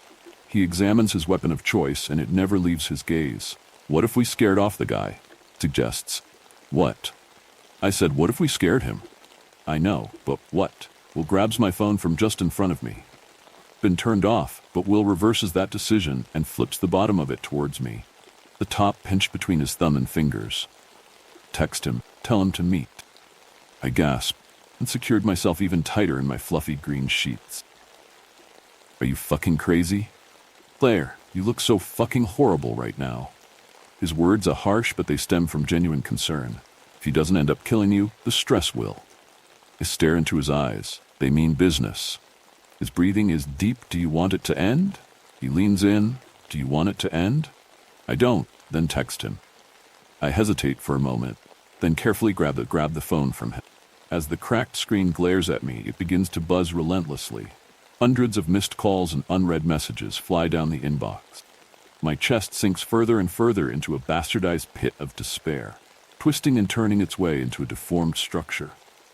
I feel my stomach lurch back and forth, aching for sustenance with a sharp, agonizing stretch. I can envision my bloodshot eyes, 2 empty holes surrounded with an electrified red strain of jagged lines. Their function has been endless. They then find their way up from the screen, and looking back at them are Will's. For the first time today, perhaps Will could see a glimmer of shine from them. I take a breath and ask him, "Okay, what do I say?" He responds, "Tonight." The silence between stories is just the calm before the next storm. Brace yourself for what's to come. Black Dog, I always wanted to work with animals. When I was a kid, my father claimed he was allergic, so we could never have a dog or a cat or even a guinea pig. In high school, I thought about possible career track. I could work in a zoo or be a horse trainer or maybe even become a professor and find an entirely new species. But the state school I got into had a good veterinary program. So that was that. I'm from a small city, quiet and clean, and people greet you with a smile on their face. There's only one veterinary clinic. It's family-owned and has multiple locations as well as a complete monopoly. Doesn't pay its workers well. So after a few years there, I wanted to move on. I didn't want to leave my home, my friends, and my family though. So I started looking into being a different kind of vet. When you need to put your pet down, it's very traumatic to take it on the last day of its life to a place it's terrified of. And usually pets are terrified of the vets. So there's a service whereby you can have a vet come to your house and put down your pet in the privacy and comfort of your home. It's not exactly a pleasant experience for anyone involved, but it's almost always better than the alternative. These kind of services are always hiring because the vets who work for them get worn out real fast. Nobody becomes a vet because they want to kill animals all day. But I was young, I needed the money, and I was fed up with where I was. So I took the job. It went well for a couple of years. I would visit 4 or 5 households a day. I made enough money to buy a condo downtown. Things were looking up. I was even thinking of starting my own practice. Give that family-owned firm a run for its money. And then, one Christmas, I got an appointment. Holidays were usually quiet. Nobody wants to put down Miffy while the kids are unwrapping presents. But there it was, on the app. 6 p.m. appointment, way out on the edge of town. Very little information was available. Just that the animal was a dog and the account was for a Mr. Gusher. That name was outlined in red, which I'd never seen before. It was like it had been flagged. I called my manager. "What's the deal?" He said. "Oh," she said, and then laughed nervously. "Nothing. Just that we've had some issues with this account before. When you get there, just make sure that everything checks out before you proceed with the termination." I asked her what that meant. Checks out. But she laughed nervously again and said her wife was cutting the turkey and she had to go. Mr. Gucher's house was on the edge of town, a few miles past the last gas station. The homes out there were set into the foothills of the mountain that loomed over the city. Most hadn't been taken care of and were crumbling. The house was just off the local highway, up a long, dark driveway, which meant it was impossible to see from the street. Untrimmed branches whipped against the side of my 2-door as I drove up the driveway. The house was low and wide with multiple doors, several of which were boarded up. Front yard was full of sodden, broken down pallets and mounds of festering garbage. There were, unsurprisingly, no Christmas decorations. It was, by far, the worst house I'd ever had an appointment at. I figured this was the reason for the account being flagged. Figure who opened the door wasn't at all what I was expecting. He was tall, stooped, and clad in tattered black clothing, with an Egyptian ankh around his neck. His face was lined and drooped, with running makeup, which made him look a bit like the lead singer from a defunct 80s goth band. He didn't bother to say hello, just motioned me inside. I almost didn't step over the threshold. The long corridor was covered with runes, spray-painted and etched into the hacked-away plaster. The place smelled like a toilet. I considered turning around and leaving, but I was a little concerned of what the guy might do if I did. Mr. Gusher, at least that's who I assumed it was, led me into a living room where all the windows were covered with black trash bags. The walls had dozens of artworks done in mixed media, mainly charcoal, but smeared with another, thicker substance that I assumed was feces. The subject of each artwork was the same. Figure with fiery red eyes, far in a dark distance. Then something on the floor twitched. I stepped back in shock, recovering immediately when I saw what it was. A dog. A black dog. I don't know what I'd been expecting. A big rot, an ancient German shepherd, some kind of attack dog which was approaching the end of its life. Instead, this was one of the most beautiful dogs I'd ever seen. A puppy, about a year old. Male. He was small, but not undersize. He was a mutt, a mix of Labrador and Portuguese water dog, with a little Shiba thrown in, if I had to take a guess. He had a healthy, lustrous coat and a fine disposition.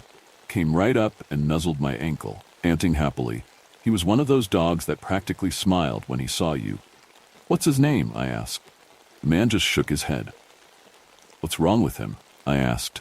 The man just shook his head. I knelt down and did a quick inspection. I obviously had no advanced medical equipment, but the dog appeared to be fine. His gums were in good condition, his skin had no lesions, his belly was soft, firm. He didn't even appear to be anxious, though he lived in one of the worst shitholes I'd ever been in. "This dog appears perfectly healthy," I said. "It's not," the man said. These were the only words I would ever hear him speak. "Sir," I said, "I can't put down a healthy animal. That would go against my oath." The man made a wet, sick noise deep in his throat. It took me a moment to realize it was a laugh. "This isn't a joke," I said. The man spat something nasty onto the ground. The dog nuzzled my ankle even harder. The man stared at the dog with such hate, I was worried he would kick him. I'm not a courageous person, but if in that moment the man had tried to kick the animal, I would have taken the black dog out of that home, no matter what the consequence. Instead, the man shrank back slightly as if disgusted or even afraid. Me. It was then that I knew I couldn't take the dog. There were no signs of abuse. The man might be a nasty person, but he'd never laid a finger on the animal, and clearly the dog was getting enough to eat. "I'm leaving," I said. At that moment, I wanted to bend down and pet the black dog's head, but something stopped me. I wish I knew what. I felt the man at my back the entire way down that freaky hallway. Sweat began to run down my neck, trickling across my back. Just because he doesn't hurt the dog doesn't mean he won't hurt you, I thought. I threw open the front door and stumbled outside into the dark. I thought I heard something behind me like a cry. I whipped around. In the second before the door shut, I saw the man staring at me. Something like terror in his face. The black dog was there too, its eyes a fiery red. I went to my parents' house for Christmas dinner and had more than a couple of drinks. For New Year's, I went to a friend's party. I met someone and, unusually, went home with her. She lived up the mountain in this nice little cabin. Coming back down on New Year's Day, hungover and pretty pleased with myself, I ended up driving past Mr. Goucher's house. Instinctively, I slowed down. Even though the driveway was long and dark, I could still see the police vehicles parked up at the top. It wasn't curiosity that compelled me to park and make my way up that long driveway. I was worried about the dog, I think. Worried that Mr. Goucher, or whoever the man was, had finally lost his temper and done something horrible. I cursed myself for not taking the black dog out of that home. The house looked much the same, except for all the police vehicles parked haphazardly on the lawn. A bunch of cops were taking photos and drinking coffee and smoking. No one was talking much. They were all kind of quiet, like they'd just had a shock. Somehow I managed to get all the way to that front door without anyone stopping me. A detective stood there, hunched over, wiping something off his mouth. It took me a moment to realize it was vomit. I craned to look around the detective and saw the worst thing I'd ever seen in my life. You see some pretty awful things in veterinary school. They show you what happens to horses in the glue factory, how abattoirs work, how dog food is made. Domestic animals have hard ends. But the human being I saw in that hallway had met a much harder end than any animal I'd ever seen. The detective finally noticed me and asked who I was. "I'm a doctor," I said. It wasn't totally a lie. Told me that they didn't need me, that some kind of large animal had gotten into the house and torn apart the man who lived there. Not a bear. It didn't look like a bear attack, more like a wolf attack. But wolves rarely attack humans and never inside of homes. I told him that, and he just stared at me. "What about the dog?" I said. "What dog?" said the detective. The man had a black dog. Puppy. The detective shook his head.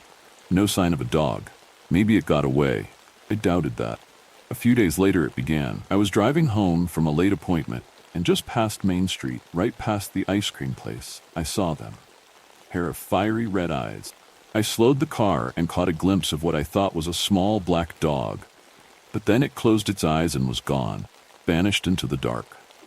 I saw more of them as the week went on. 2 pairs waiting in the bushes behind my condo, half a dozen out back of the local tavern by the dumpster, 20 or more circling a homeless man sleeping down by the river. That last night I came home to an empty condo. I'd been out on a late-night call. A sick cat. Nobody called about dogs anymore. My place felt different. I stood there in the dark and tried to figure out why. There were no signs of breaking and entering. Then I realized what it was. The smell. My condo reeked of dog. I tried to turn and run, but something held me where I stood. A pair of fiery red eyes appeared in my bedroom and slowly stalked towards me. Everything inside me screamed to run, but my body remained frozen. As it came closer, I could see the dog's outline. It was no puppy. It was a huge beast, all muscle and tattered black fur. I knew that as soon as I could behold its face, its true face, that I would be finished. So I shut my eyes and ran. The dog made no sound. That was what was most terrifying. I could hear it, though, launching itself through space, and I knew that its teeth were aimed for my neck. I slammed the door behind me just in time. Halfway to my car, I heard the sound of it splintering through my front door, but by then I knew I was safe. As safe as I would ever be. I left that night, left my condo, my job, my life. Crashed with some friends a few towns away while everything went down. I lost a lot of friends, some family. I'm not proud of running away, but I'm not ashamed either. You would have done the same thing. Don't pretend like you wouldn't. I don't know why Mr. Huge needed me to put the black dog down, why he couldn't do it himself. I believe it had some kind of hold over him. The same kind of hold it had over me when I stood there motionless as it stalked towards me. I can't explain it, but I am, somehow, certain this is true.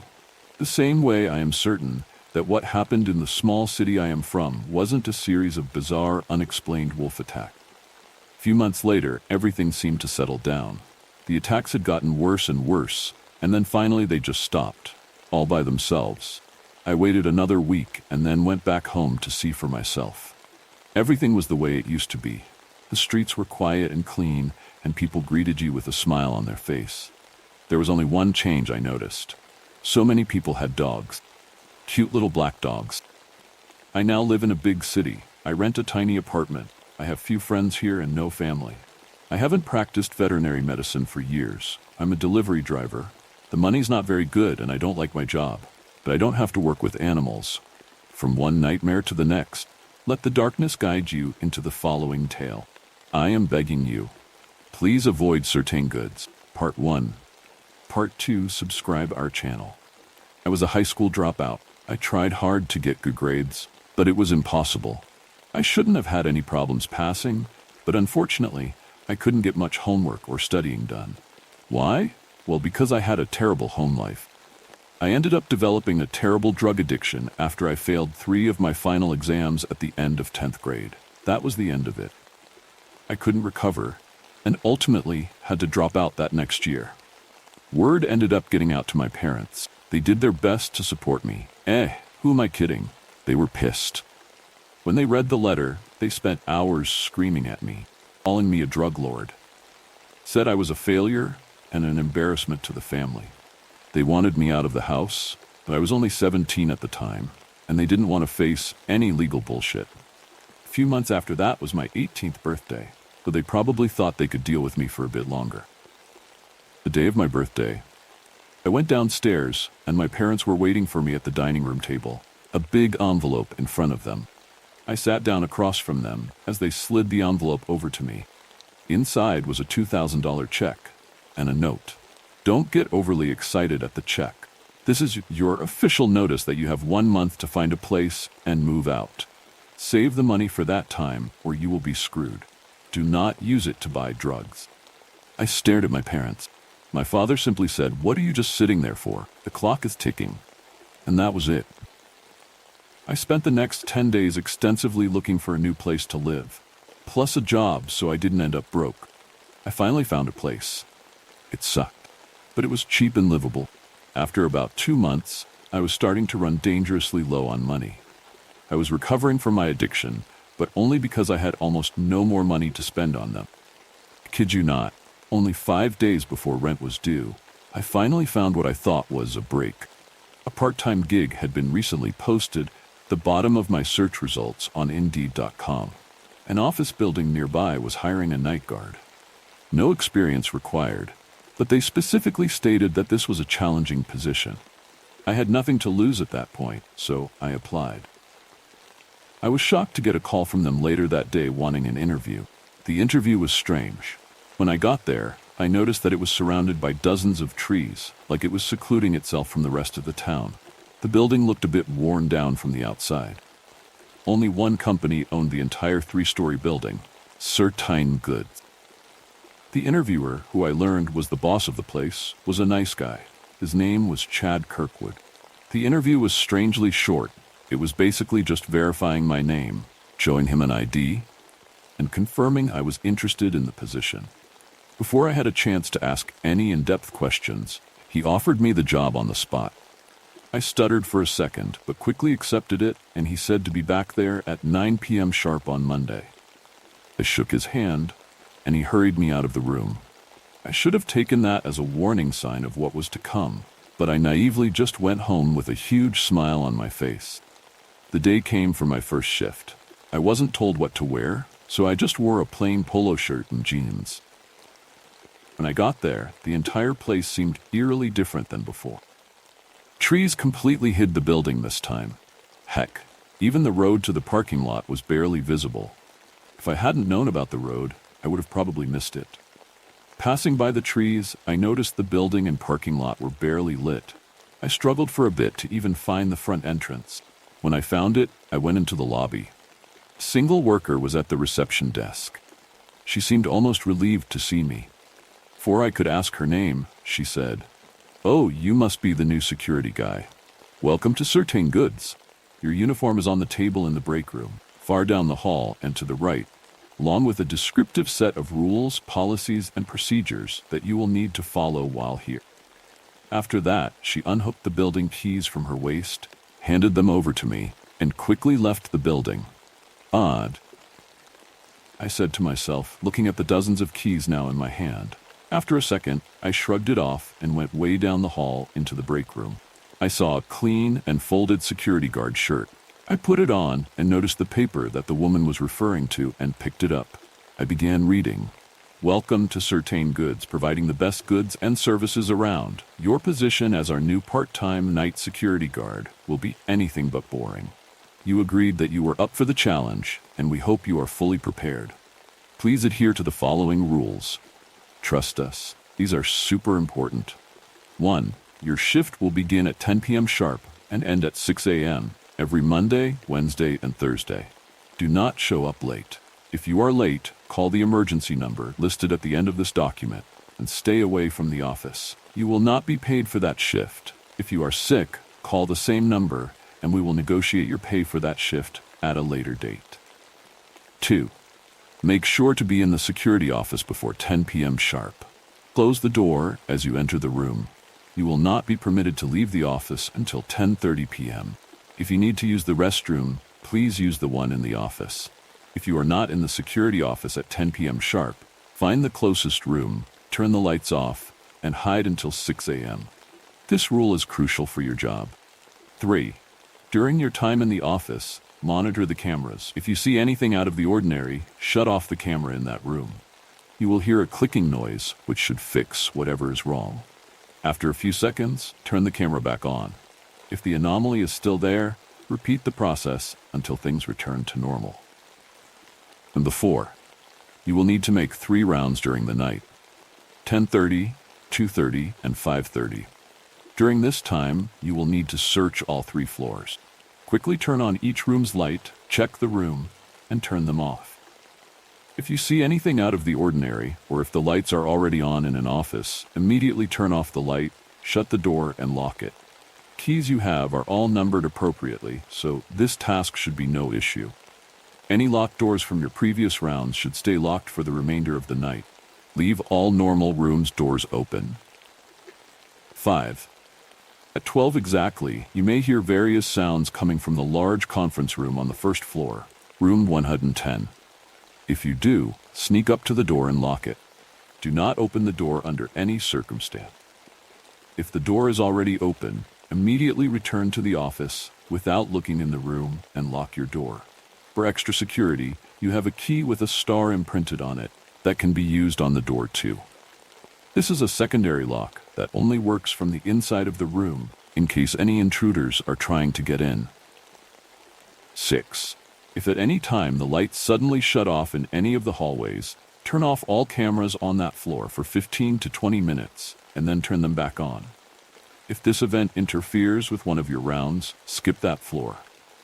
If the lights shut off on the floor you are on, get out of there or hide in the closest room until the end of your shift. You will not have much time. 7. The break room has coffee and snacks that you are free to take throughout your shift after 10:30. However, if you know the coffee pot is empty, or if you empty it yourself, brew a new pot immediately.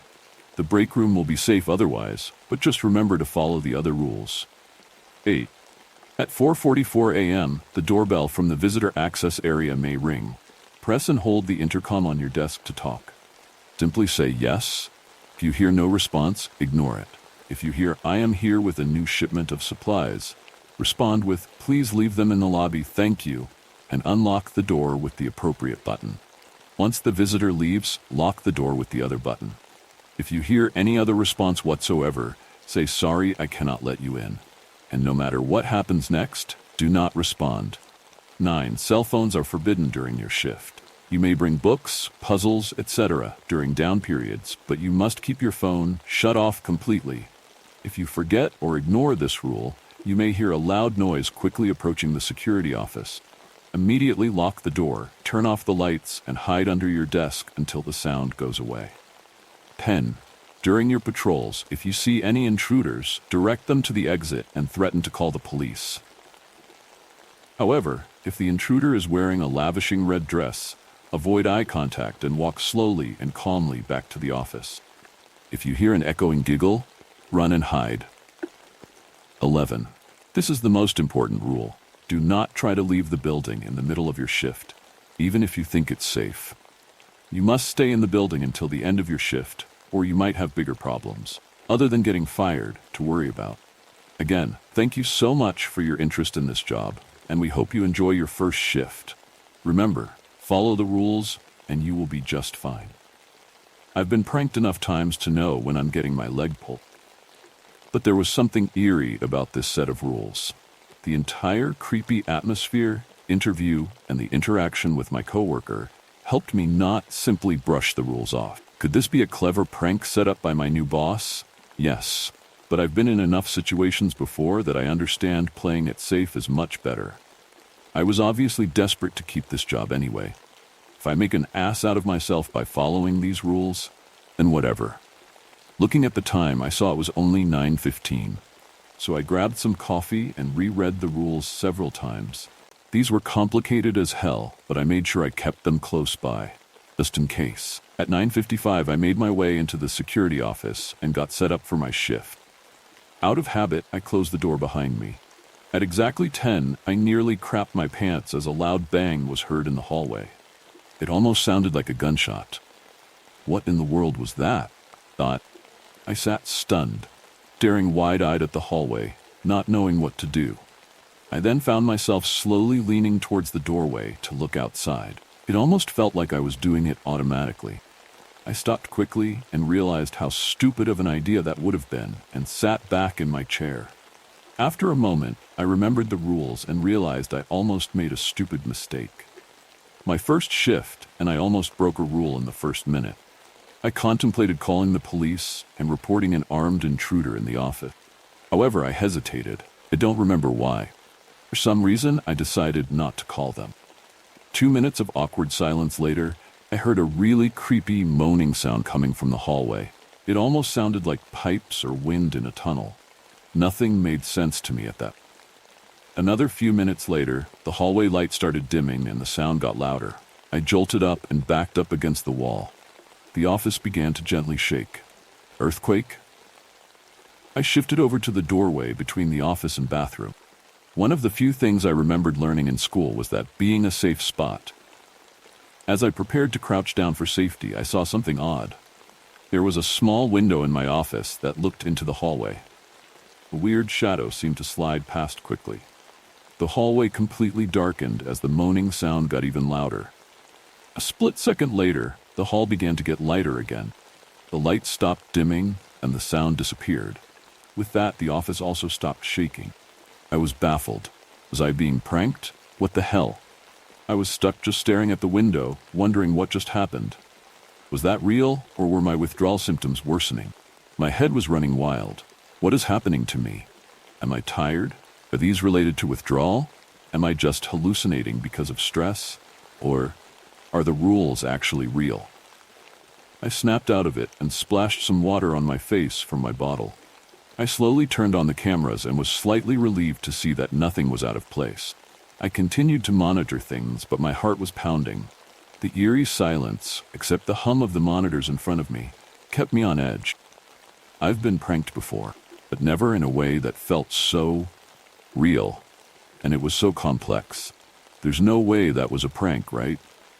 I pulled out the rules and reread them again. I knew at that point that I made the right call following them. I had been creeped out earlier in life. Nothing topped that night.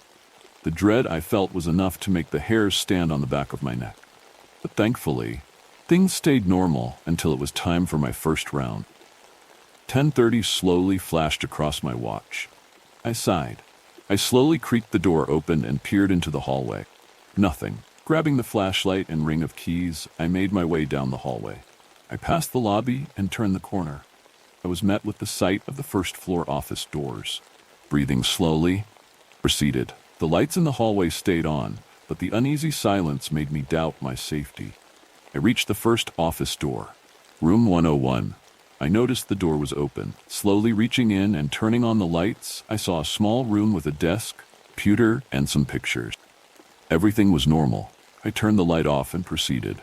There was a nice mix of conference rooms, large office spaces, and single offices on the floor. Things were looking good. Suddenly, I heard a faint thump down the hall. I jumped but saw nothing. I felt paranoid. What would my parents or friends say if they had seen me at that point? Oh, I know the words they would have used, but I'm not going to share them here.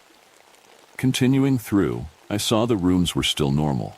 But then I reached room 117. The thumping noise came back suddenly, right in front of me in the dark room. Panicking, I flipped the light on. The room was absolutely trashed. A broken computer was on the ground. The desk was overturned and covered in claw marks. Both chairs flipped over. Crumpled papers and broken picture frames were scattered all over the floor. And the walls were covered in a layer of something dark. Was it dirt? Blood? I had no idea. Rule 4 flashed in my head.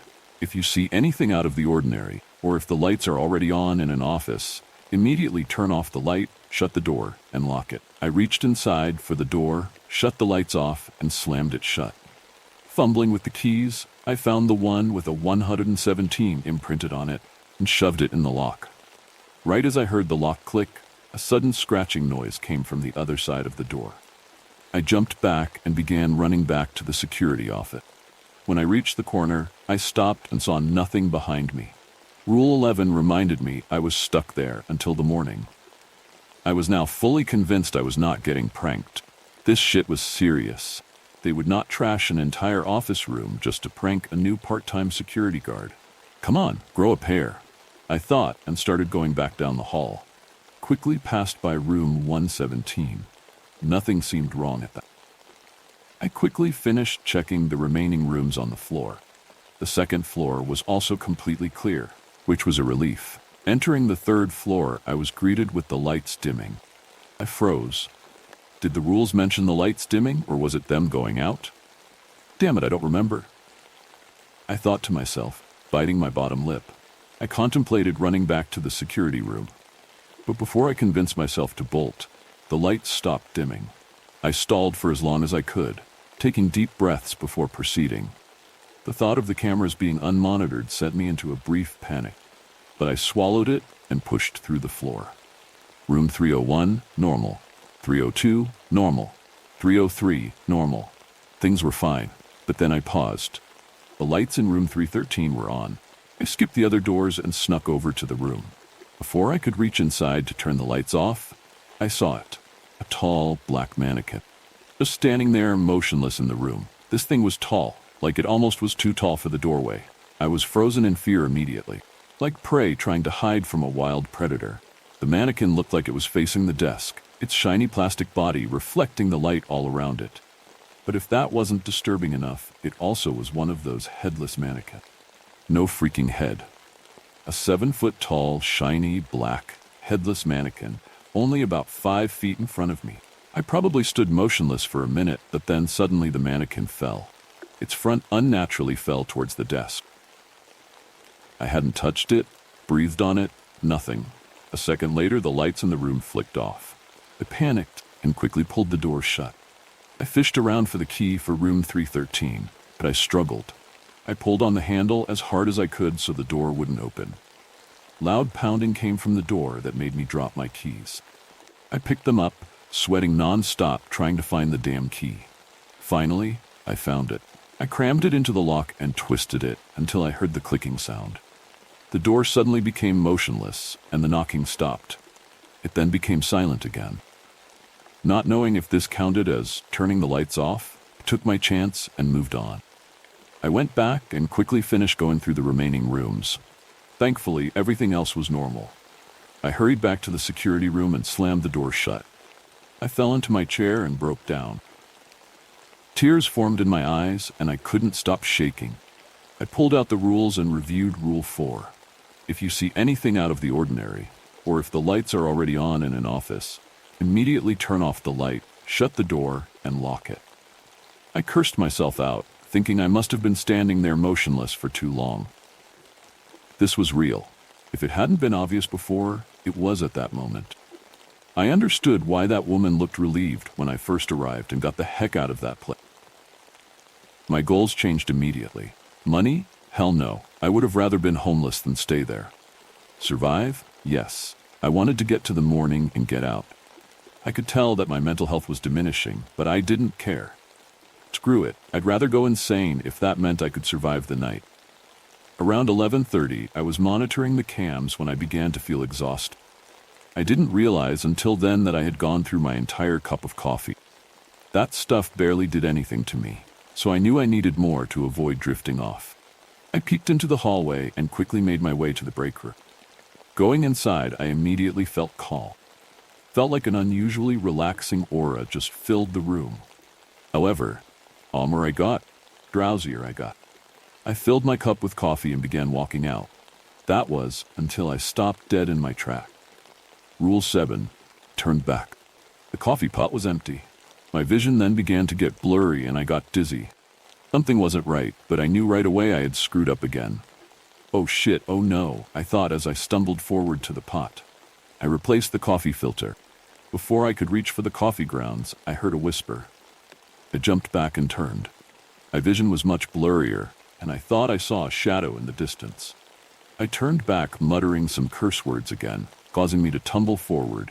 I grabbed the closest chair, pushed up to the countertop, and opened a cabinet. Before I could reach inside, I heard another whisper. Turning back, again there was nothing. I turned around quickly and accidentally slammed my head into the cabinet door and ended up falling to the ground. Things were getting worse. I pushed myself up and lunged for the grounds.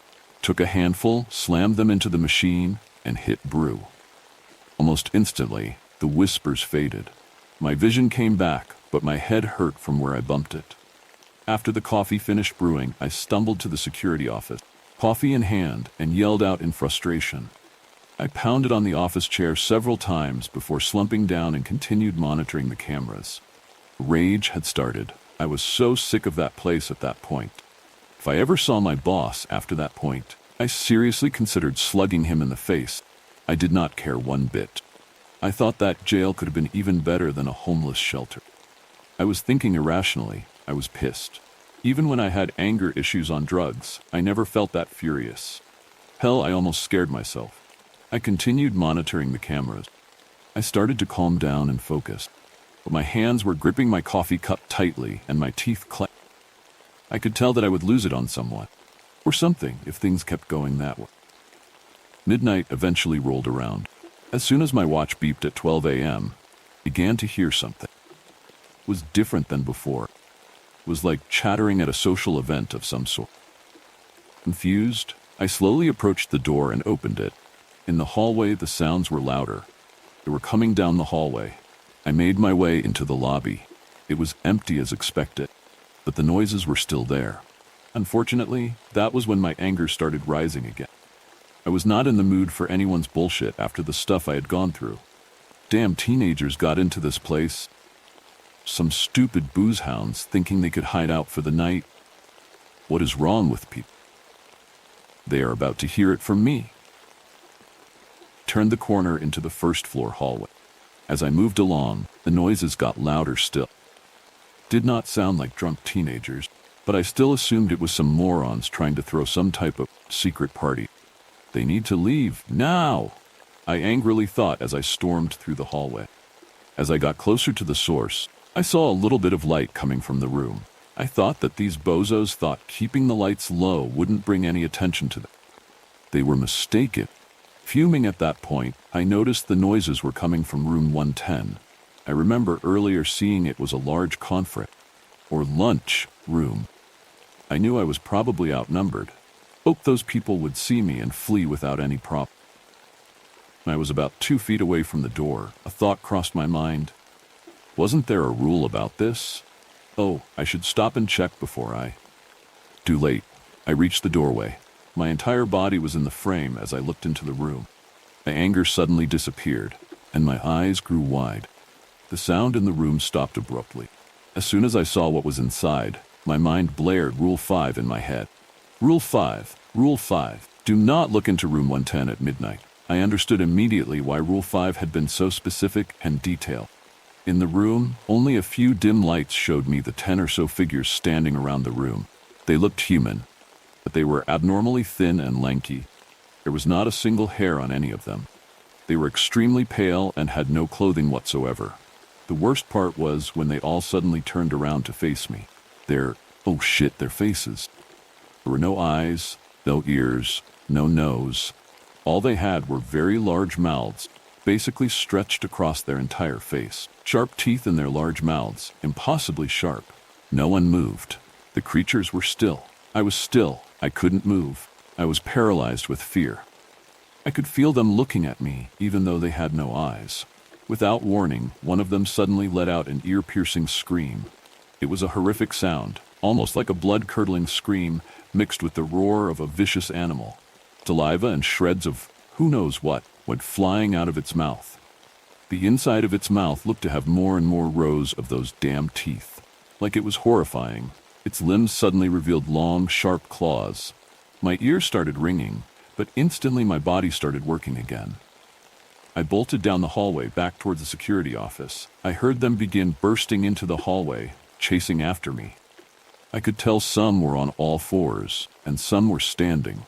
Every single one of those things started screaming at once. The once quiet hallways were now full of the worst sound I had ever heard in my life. They were relentless. The sounds did not stop.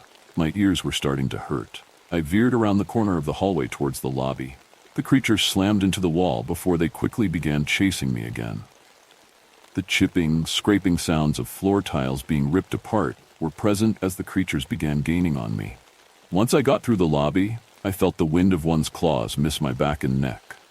A few feet from the security door, one of them got me. Its claws ripped into my security shirt. I felt something hit my skin. I cursed and dove into the security office.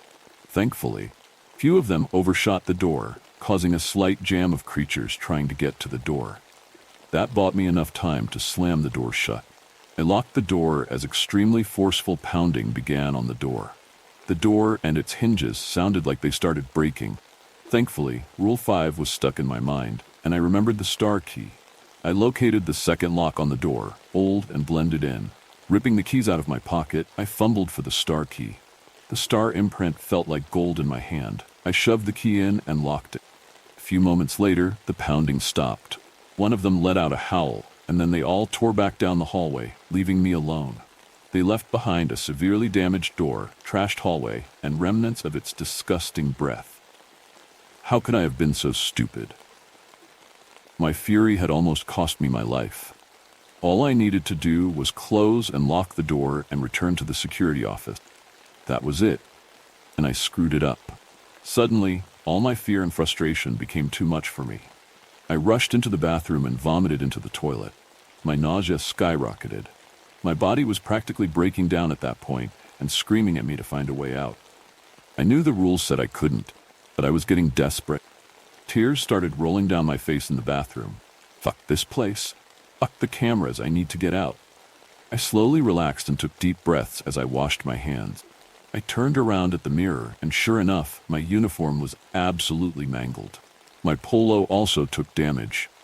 I could see my skin, but it looked like the creature avoided cutting into me, which was a huge relief.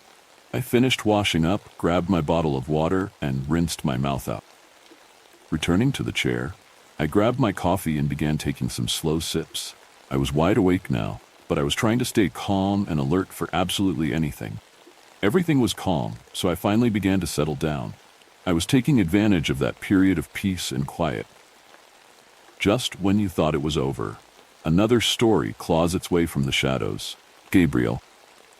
The cold light of the interrogation room burned my eyes, and the silence was only broken by the sound of the detectives. Pens scribbling on paper. I was handcuffed to the steel table, and every second of waiting felt like an eternity. I felt lost, confused, as if I was being accused of something impossible. Me, a murderer? I couldn't understand. The older detective looked at me cautiously, as if dealing with a cornered animal. "So, Gabriel, do you want to tell us what happened?" he asked calmly. I sighed, my throat dry, and prepared to speak. All of this still felt like a nightmare. Maybe, if I told the story from the beginning, they could understand what really happened. "Started months ago," began, my voice weak. My father was very sick, terminally ill. I had spent everything I had on treatments, but nothing worked. It was on one of those nights, when I was completely desperate, that I decided to go out for a drink. I needed to drown my frustration in something. The younger detective was taking notes, but it was the older one who seemed to really be paying attention. Eyes never left mine. "Go on," he said. I remembered the scene as if it were yesterday. I was in the nearest bar to my house, drinking alone at a corner table. The background music and the conversations of the other patrons seemed like distant noise, muffled by the sadness I carried. With each sip I took, the feeling of helplessness grew. My father was dying, and there was nothing I could do. Then he appeared, I continued. A man I had never seen before. He approached my table and started talking to me, as if we were old friends. I didn't have the energy to push him away. I was too drunk, too tired. The detective leaned back in his chair. "What did he say?" I closed my eyes for a moment, trying to remember exactly. The man, in a dark suit with cold eyes, had a strange presence, but at the time, I was too inebriated to notice the danger. At first, he just asked normal questions, like he was curious about what I was doing there alone. The conversation flowed, and without realizing it, I started to vent. I talked about my father, about his illness, about how I felt useless. I think the alcohol made me say more than I should. And then, he asked me something. "What?" asked the older detective. He asked, "What if there was a way for your father to be cured?" I paused, feeling a lump in my throat at the memory. At the time, I didn't even think. I was in such a deep state of despair that anything seemed better than the reality I was living in. I told him I would pay anything if that were possible, whispered. The younger detective finally stopped writing and looked directly at me. And what did he do? I swallowed hard, the moment crystallizing in my mind like a vivid nightmare. He reached out to me and said, "Deal." I laughed. I thought it was some joke, something ridiculous that the alcohol was making me take seriously. But without thinking, I shook his hand. When I did, I felt a coldness run up my arm, but at the time, I thought it was just the effect of the drink. That handshake marked the beginning of everything. "And then?" the older detective insisted. I went home without thinking much about what had happened, and the next day something changed. My father was better. Much better. It was as if the illness had vanished, as if he had never been on the brink of death. The doctors couldn't explain it, but I knew something was wrong. I sighed, fighting against the tears that welled up. I thought I had done the right thing. That, somehow, that stranger at the bar had kept his promise. But I didn't know the price I was paying. But then, the nightmares started. I continued. I dreamed of deaths, of blood, of violence. It was always me, killing someone, but I never clearly saw the faces of the victims. First, I thought they were just bad dreams, consequences of the stress. But things got worse. I began to lose track of time. There were nights when I woke up in places I didn't recognize. with mud and stains that I couldn't explain. I started to fear myself, not knowing what was happening, and then the bodies began to appear. Violent deaths, always near crossroads. Police started calling the killer Crossroads Maniac because of the locations of the murders and the brutality of the crimes. The older detective leaned forward. "Gabriel, did you know we've been investigating this killer for months?" I shook my head, confused. Couldn't believe I was being accused. "You're making a mistake. I'm not that killer." The younger detective pushed a tablet towards me with a video ready to play. "Look at this, Gabriel. We recorded your last night at the crossroads. It might help you remember." I hesitated but pressed play. The screen showed a dark road, illuminated only by the headlights of a parked car. The scene seemed normal until I saw myself on the screen. I was there, with a knife in my hand, walking calmly towards a woman who was screaming desperately. I closed my eyes and turned away, unable to watch anymore. The sound of her scream still echoed in my ears as I attacked her. In the video, my face was a mask of indifference. My stomach churned. This can't be real," I whispered, feeling the world collapse around me. The older detective stared at me harshly. "It's you, Gabriel. We don't care if you made a deal with the devil or something else. What matters here is that you are the Crossroads Maniac, and we got you, you bastard." I wanted to deny it. I wanted to scream that it couldn't be true. But at the same time, something inside me knew it was. I remembered the nights without memory, the nightmares. Pact had taken my soul, turning me into something I didn't recognize. The detective stood up, slowly walking around the table, speaking in a cold and implacable voice. "You're going to rot in jail for what you've done, you bastard. There's no escape for monsters like you." His words reached my ears like a distant echo. I knew he was talking to me, but I could no longer pay attention. My mind was elsewhere. My gaze was drawn to something behind the detective. Something only I could see. There, leaning against the wall of the interrogation room, was him, the man from the bar, the same man who had reached out to me and sealed my fate that fateful night. He looked at me intently, with a demonic smile on his face, as if he were enjoying my suffering. His eyes gleamed with malice, and although his figure was as real as anyone else in the room, I knew that no one else could see him. He was there to remind me of what I had done, to remind me that the pact would never be broken. The detective kept talking, but his words dissolved into the air. I couldn't take my eyes off that cruel smile, knowing that I was just a pawn in his game. I shook his hand once, and now my soul belonged to him. The echoes of the last story still linger, but something darker is just around the corner. I think my dog is trying to kill me. My husband always wanted a dog. I am by no means a dog lover, but after years of prodding, I finally caved. We were both so excited. We took off from work and went to the local shelter to see which one to adopt. After a couple of visits, we finally settled on one. She was a small thing, barely a couple of pounds, and her previous owners had recently passed away. I was happy, but my husband was ecstatic. First couple of months were difficult, of course, as any new dog owner would know. It took a while to create a routine for Coconut. That's what we named her, after hours of debate and for ourselves. But I had to admit, having a dog brought us so much joy, we couldn't remember what our lives looked like before. It wasn't until we had Coconut for a few months that something strange happened. A few days ago, while my husband was at work, I called out to Coconut to come eat her lunch. Normally she appears after a couple seconds to eat, but this time it had been a couple of minutes and she didn't show up. I looked in a couple of her normal hiding places, and when I couldn't find her, I immediately began to worry.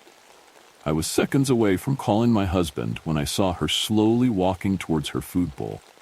I let out a sigh of relief, but when I walked towards her, something was off. She was eating her food very slowly, as if she wasn't hungry at all, which was extremely strange behavior for her. I reached down to scratch her head when I noticed something white stuck on her harness. It took a few attempts to pull it off. After further inspection, it looked like a feather. I didn't know what to make of it, but I thought to ask my husband later if he knew where it might have come from. My guess was that Coconut had ripped up a pillow or something, and the fluff or feather had caught on to her harness. Telling my husband about the feather, Flipped my mind. It wasn't until yesterday I thought about it again. My husband and I were replanting our flower bed, and we were trying to clean up some weeds and dead flowers to make room for new soil. He had gotten out a shovel and was digging up the old soil to make some room when we were met with a horrible smell. Something died. We were so confused. How could something have died here in our flower bed? We agreed to dig a little deeper to figure out where this smell was coming from. After a few minutes of my husband continuing to dig, he said he had hit something solid. It took a few steps back and turned around, already feeling queasy. He said he'd brush away some of the dirt, and after looking at it, he said that it looked like a dead goose. Dead goose? Didn't make any sense. How could a goose be buried in our flower bed? Our backyard was fenced and we hadn't touched it in months. It didn't make any wait. I felt my entire body go cold, and without turning around, I asked my husband what color the goose was. And although he was confused by my question, he replied white. But I already knew that. She didn't. But did she? There was no other logical explanation. I ran back inside our house, my husband chasing after me. I didn't know what else to do, but I just immediately started hyperventilating. Then, while my husband was giving me a hug, came out the feather I saw on Coconut, connection with the goose, my entire far-fetched theory. And as any normal person would, he laughed in my face. Called me paranoid and said that there was no way our sweet dog could harm another animal like that. I wanted to take her to the vet, but my husband argued that it was already getting late and that we'd go in the morning. We also agreed that Coconut would stay in her crate in the living room during the night, instead of in our bedroom like she normally did. I felt so incredibly unsafe in my own house, and deep down, my gut was telling me that there was something very wrong with Coconut. At night, my husband went to put Coconut in her crate while I waited in our bedroom. I had been scrolling on social media, and it had been more than 20 minutes, and he still hadn't come back. We didn't really ever use the crate, but normally it never took this long to get her in it. I called my husband's name a couple of times with no answer. I was about to get up when I realized that we still had a pet camera in the living room from when we first got Coconut and would leave her alone in the house. It had been a while since we used it, but since I was feeling slightly lazy, I decided to check there first instead of going downstairs. I opened the app and I was sick to my stomach by what I saw. I froze and didn't know what to do. After debating for a couple minutes, I dialed 911. I only had the courage to go downstairs when the police arrived. They asked me what happened, and I started crying. I said that something had broken into our home and my husband had gone downstairs to investigate. When he hadn't returned after a while, I went downstairs to find him dead. We lived in bear country, so after checking the body, they didn't ask many follow-up questions. While they finished their investigation, they advised me to check into a nearby hotel for the night, and that they'd contact me in the morning. It's morning now, and I'm still in my hotel room watching the footage over and over. I removed the camera before the police came, because there's no way they'd understand. It was the most disturbing scene I'd ever seen in my life. My husband lying on the ground, blood pooling around him, while Coconut tore at his neck with her teeth. That's not even the scariest part. As soon as I started watching, you can see Coconut stop mauling my husband and slowly pan her head towards the camera as if she can see me. She holds eye contact with the camera, but it was her eyes I still think about, bright red and piercing. A warning, or a promise to be more exact. Because even now, outside the window of the hotel room, I can see red eyes following my every move. One story may have ended, but the night is still young. Let the next tale drag you deeper into the dark. I'm a mycologist, but I don't think I will ever go into the woods again. I'm used to the isolation of my work as a mycologist, thriving in nature's solitude far from city life. So when I got the chance to spend a week in Green Ridge State Forest collecting fungal samples, I eagerly accepted the chance to spend a week of peaceful study in one of the East Coast's most pristine forests. The first day was routine. I spent hours trekking through the woods, collecting specimens and noting details. By evening, I returned to my camper in a secluded clearing and began examining my samples under the microscope. An odd smell soon filled the camper. First faint, it grew stronger, evoking memories of my childhood, the metallic scent of blood sausage being made during hunting season. The smell was out of place and unsettling. I tried to dismiss it, thinking it might be animal decay, but it lingered, gnawing at my senses. Later, I heard a strange sound outside, a distant whooping, followed by rapid chittering, like an animal communicating in the dark. Though unsettling, I assumed it was nocturnal creatures. I was in their territory after all. The next morning, I stepped outside my camper, hoping the new day would bring some relief. The sky was overcast, hinting at an approaching storm. As I looked up, a droplet of something cold splashed onto my head. Rain already? The storm still looked too far away for rain? I touched the top of my head and looked at my fingers. Blood. I glanced up to see a mangled fox hanging from a low branch directly above the camper. Its disemboweled body dripped fresh blood onto me. A surge of nausea and fear gripped me. Rationalizing it as the work of a bird of prey, I buried the fox's remains far from my campsite and tried to push the growing unease from my mind. That night, the forest seemed to close in. The noises grew louder, whooping and chittering surrounding me, and low, guttural murmurs that sounded malevolent. By the third night, my nerves were frayed. Concentration was impossible. The oppressive atmosphere made me feel watched, as if something lurked just beyond my flashlight's reach. Around 2 a.m., I was jolted awake by high-pitched cackling, echoing like a demented predator's laughter.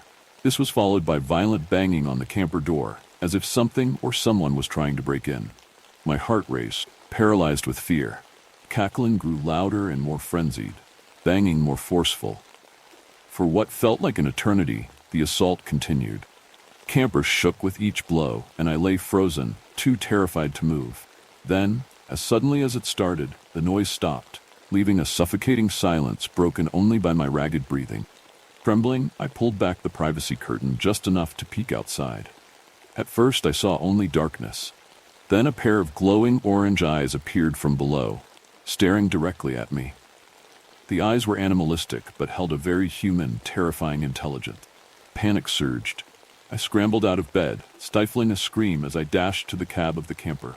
My hands shook as I fumbled with the keys, finally starting the engine. With a roar of the engine, the camper lurched forward, tires skidding on the dirt as I sped away. As I tore down the forest road, my equipment and samples were thrown to the floor in chaotic disarray. I didn't care. All I wanted was to escape the forest. Behind me, the cackling and chittering faded. The malevolent laughter and screeching haunted me as I drove through the night. By dawn, I exhaled, gripping the steering wheel tightly. "Fuck these mushrooms," I muttered. As I left Greenridge behind, I knew it was time to consider a new line of work. One that didn't involve remote forests or the dark things that might be hidden within them. As the shadows lengthen and the night grows colder, our next tale will take us deeper into the darkness. Prepare yourself for a new chapter of fear. Did anyone else watch the Timberbrook hiking trail video as a kid? Hey. Writing this from a locked room upstairs at my husband's cabin. It was supposed to be our 2-year anniversary. Now I'm not sure what the fuck it is. Clarity. I just had a core memory unlock itself in unbelievably vivid fashion and needed to write down the details in case they might ring a bell for someone else. The details surrounding the watching, kind of fuzzy, but I'll do my best. The details around the tape itself, oddly clear. Some gaps I might be missing here or there. Overall, the elements that comprise the video are very palpable for me despite the time that's elapsed. It was 3rd grade. Field trip to a nature trail. The 30-minute school bus ride, remnant of a now bygone time, was boring. Wheels on the bus take you somewhere you'd rather not be. We arrived at the lodge-like area near the entrance to the trail. Entering, I recalled seeing stations with water and coffee and donuts, presumably just for the grown-ups, and a sign-up sheet resting on a kind of tall table that all of us had to fill in with name, date, time. It felt like the kind of place where a Smokey the Bear knockoff would give a talk about how fires are bad because trees are flammable. You morons. A local visitor center vibe, like there was plenty to do here, but nothing really meant for someone my age. Sign-ups completed for our class of 30 tall humans around us, tiny ones, and I heard the tour guide beside our teacher speak up. All right, who's excited to go on this trail? Muted response from the kids. Fair enough, off we go. We were shuffled like penguins to a space with rows of carefully arranged seats. A TV perched on a cart, just like the good old days. VHS player tucked into the shelf below. I was the queen of the back of the line, watching classmates in front grapple with the existential crisis that is making sure your friends sit next to you so you know they actually like you. That's when I heard a second tour guide, following closely behind, speak. Oof, looks like there might not be enough seats. Why don't we take some of you to another room for the video? His bouncer-like cutoff applied to the four of us at the end. As he redirected us to the hallway, I distinctly remembered noticing that there were more than enough seats for everyone, with the kids in the room meticulously choosing their spots. Our gang of leftovers was brought to a much smaller room. It looked like an extra big closet. 4 chairs already set up inside. I crossed the threshold first and settled into one of them. The others followed. A TV in front of us on the table. The tour guide turned on the TV, pressed play on the VCR beside, dimmed the lights, and walked out, closing the door behind him. I then heard a click that sounded like a door locking, but I wasn't sure. Our dark little nook had 2 faint sources of light, brightness of the hallway barely squeezing through a small window, and the blue glare of TV as the presentation commenced. Disarming, cozy, ambient tune laced with simple synth pads and light flutes met my ears. The title screen appeared, Dimberbrook Hiking Trail Guide. Underneath the title, words broadcast on a backdrop of expansive nature trail footage. Following tagline appeared, for a great hiking experience. And then a transition to a new title screen, Supplies. These words rested on a light green background with a picture of a cartoon backpack beside them. The music changed, a transitory bell chime, followed by a breezier and more upbeat arrangement. It dawned on me at the time of watching, 21 years ago today, that the video seemed dated. Really, really dated. On screen, make sure your backpack has, and then video footage of different items with corresponding captions. Water, a clip of an outstretched arm holding a water bottle to camera. Snack, same thing but with a granola bar this time. A compass, shoes to wear. Pair of sturdy boots held together and tilted downward. I glanced over at the other kids. They were trying their best to pay attention, albeit with drowsiness marking their illuminated faces. A new title card on the CRT in front of us, The Hike. Words displayed on screen with a light blue backdrop this time. Another bell chime, and a shift of the musical tone again, the same instruments taking on a more forward, adventurous tune. This was followed by a scene of arms linking with text at the bottom of the screen reading, Pick your buddy. A camera panning over a very clearly defined footpath in the woods. When walking with your buddy, follow the trail ahead of you. A stationary image of cartoon children midway through a walk on a path. Make sure you're in line with the group. Don't stray off course. Tips and tricks. What followed this title card was a series of cartoon diagrams, looking straight out of an elementary school textbook, with a tacky, dated screen transition between each image and tip. Tip number 1. If you feel like you're lost, stop right where you are and listen to the sounds around you. You might hear the road or people talking nearby. This lengthy bit of text splayed across the screen beneath a drawing of a boy standing in the woods with a hand to his ear, listening out with a smile. Tip number 2. If you come across a log, step on the log, then off the log. Do not step over it one leg at a time. This tip paired with a progression of images showing a kid, as one would indeed imagine, approaching a log, stepping on, and then off it.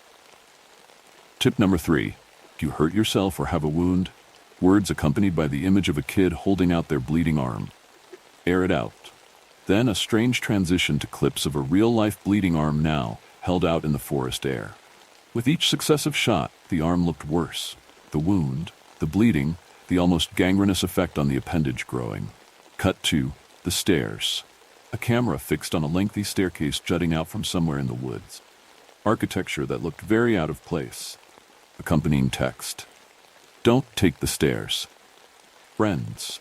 Fancy new title card over a light red background, the heading over top a display of cute cartoon woodland creatures huddled together, shifting to video footage with captions underneath of squirrels scampering up trees, looking for nuts, birds, sparrows and songbirds flitting about near shrubs, deer softly peeking behind the trees before moving along out of frame, foxes, one seen darting through an underbrush, sleepwalkers, slow zoom in on a distant tree in the forest, someone peeking out from behind the oak, a woman-like figure with black matted hair in a white nightgown, midnight, and suddenly the comforting background music was gone. Amateur camcorder footage now of someone maneuvering the woods at night with only a minimal light source illuminating the uneven path. Text coming in, line by line, atop the footage. If you're still here, they'll be looking for you. Don't panic. There are many places you can hide. A transition to a nighttime shot of some trees. Behind the trees, slightly shaky but mostly still footage of some leaves on the ground. Still night. Under the ground. An even slower zoom in on a distant entrance to a passageway or cavern. The dungeon.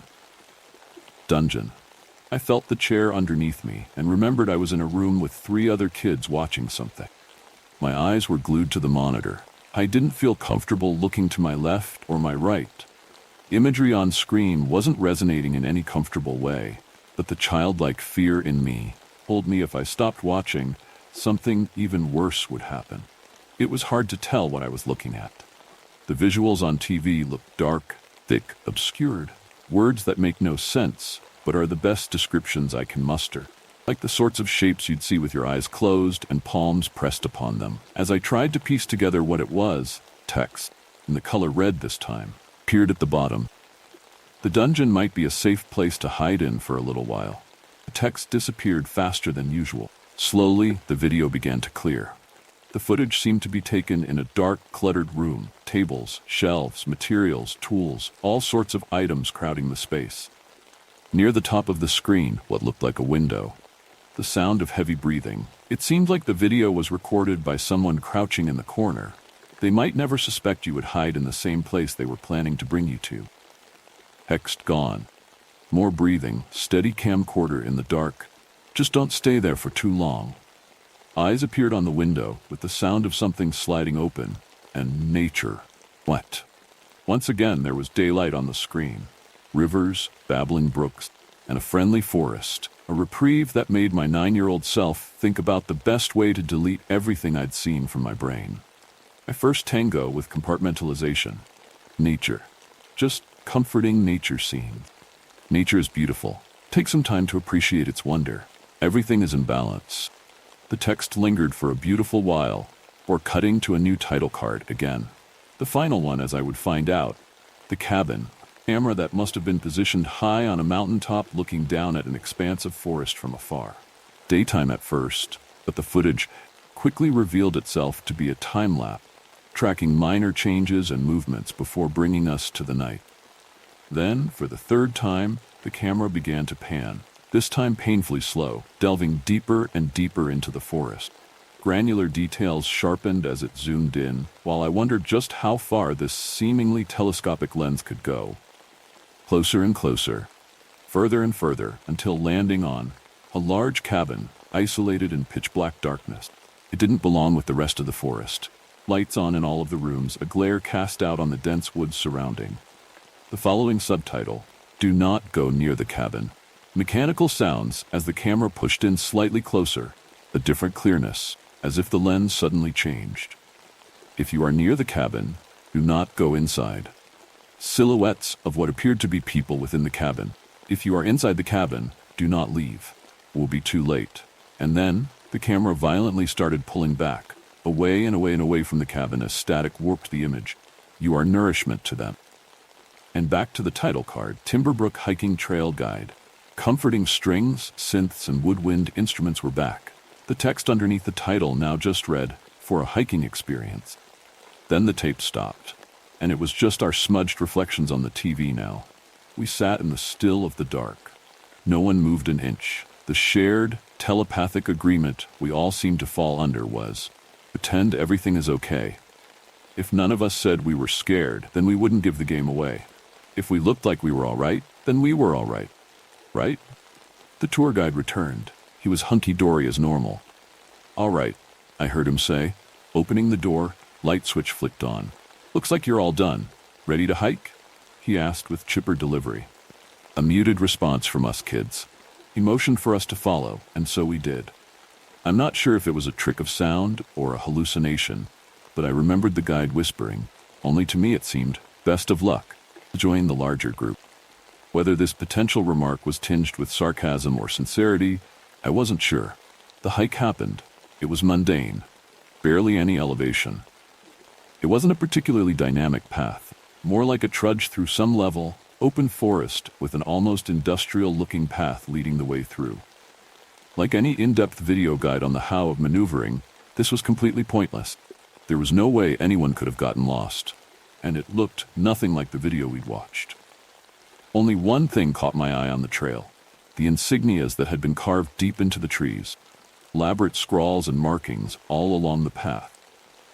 Then it was all over, quicker than one would have imagined, and I had to wonder if the larger group of 26 students actually saw the same tape that my group did, or if ours was different.